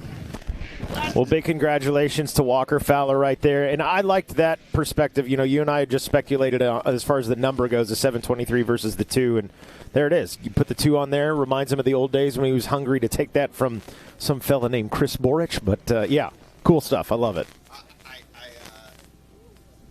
I don't hear you. Throw that one on there. Oh, sounds like, well, we'll be right back. Jackson standing by with our second-place finisher, Bryson Neal. Yep, guys, I'm down here with Bryson Neal. We're back GNCC, and Bryson Neal Back up on the podium, man. Second place today, a hard-fought one. Take us through it. Oh, man, I'm pumped. I'm pumped to get a second place after an eventful day. The start, I was just a little bit off. And I don't know, I went to the woods probably 6th, 7th, 8th, 9th, somewhere in there. And boy, it was tough to pass. That was the first thing I noticed right away. It was tough to pass. And about 3 miles into it, I took a new line and I tried to rail it, trying to pass some guys, and I got a stick that ran just straight through underneath my radiator, ran up underneath my exhaust, and I thought that it got my radiator. I mean, it was a huge stick. It broke in half. And on the whole first lap, I just kept looking at my hot light. Came through the first lap, I was like, all right, I'm not leaking fluid. We're good there. Keep racing. And then I think right before we took the 2-lap card and we pitted on the start of the third, I was looking down at my boot. I looked down at it, and I was seeing sparks. And that stick was getting just red hot. We got it back here, and I was trying to make it to the pit and then use the fire extinguisher and just pray it off and hopefully I could get to the finish line, because I was right in the battle with I think I was with Hunter, McClure, and then Stevie Harrell was behind me. So I really didn't want to stop because I was trying to get to the pit, trying to maybe make a pass in the pit, maybe get in and out quicker than somebody, keep moving forward because the track was really tough to pass. But, man, it was starting to spark, and it was red hot. It was about to catch on fire, and I stopped next to my guy, Justin Fallon, and he's actually burnt his hand. We ripped it out and got it, but I lost the track position with Stevie. So, man, I passed, I think, all 3 of them on lap 3, I believe. And once I lost that track position, it was just tough to try to track down Austin Avenue on the last lap. I put in a real good heater. Felt amazing. The bike changes we made this off season, the bike was working phenomenal. Just bummer I didn't get to start today, and fighting for the pack. But all in all, I'm really pumped to fight back, get a second place finish at a mud race to start the year, and we're sitting great, baby. So I'm pumped. And also, the thing that really hurt me coming into this race was I haven't rode since last Saturday. It's been real cold today. I had probably my least amount of seat time ever coming into a race season since I was probably and maybe my first year in the pro class. So, man, we had a real rough winter. So, had a lot of things against me, and kind of coming into it wasn't the normal way of things, but felt great. Bike's working great, and got a top 2 finish. So, we're happy. We'll take it. How you feel heading into Florida, Bryson?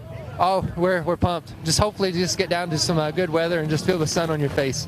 Man, it's been just a cold winter, and we was all talking yesterday. It was just like, man, I ain't never going to complain about sweating my butt off this summer. So it's been a rough one. Everyone up north knows. So just looking forward to get down to Florida.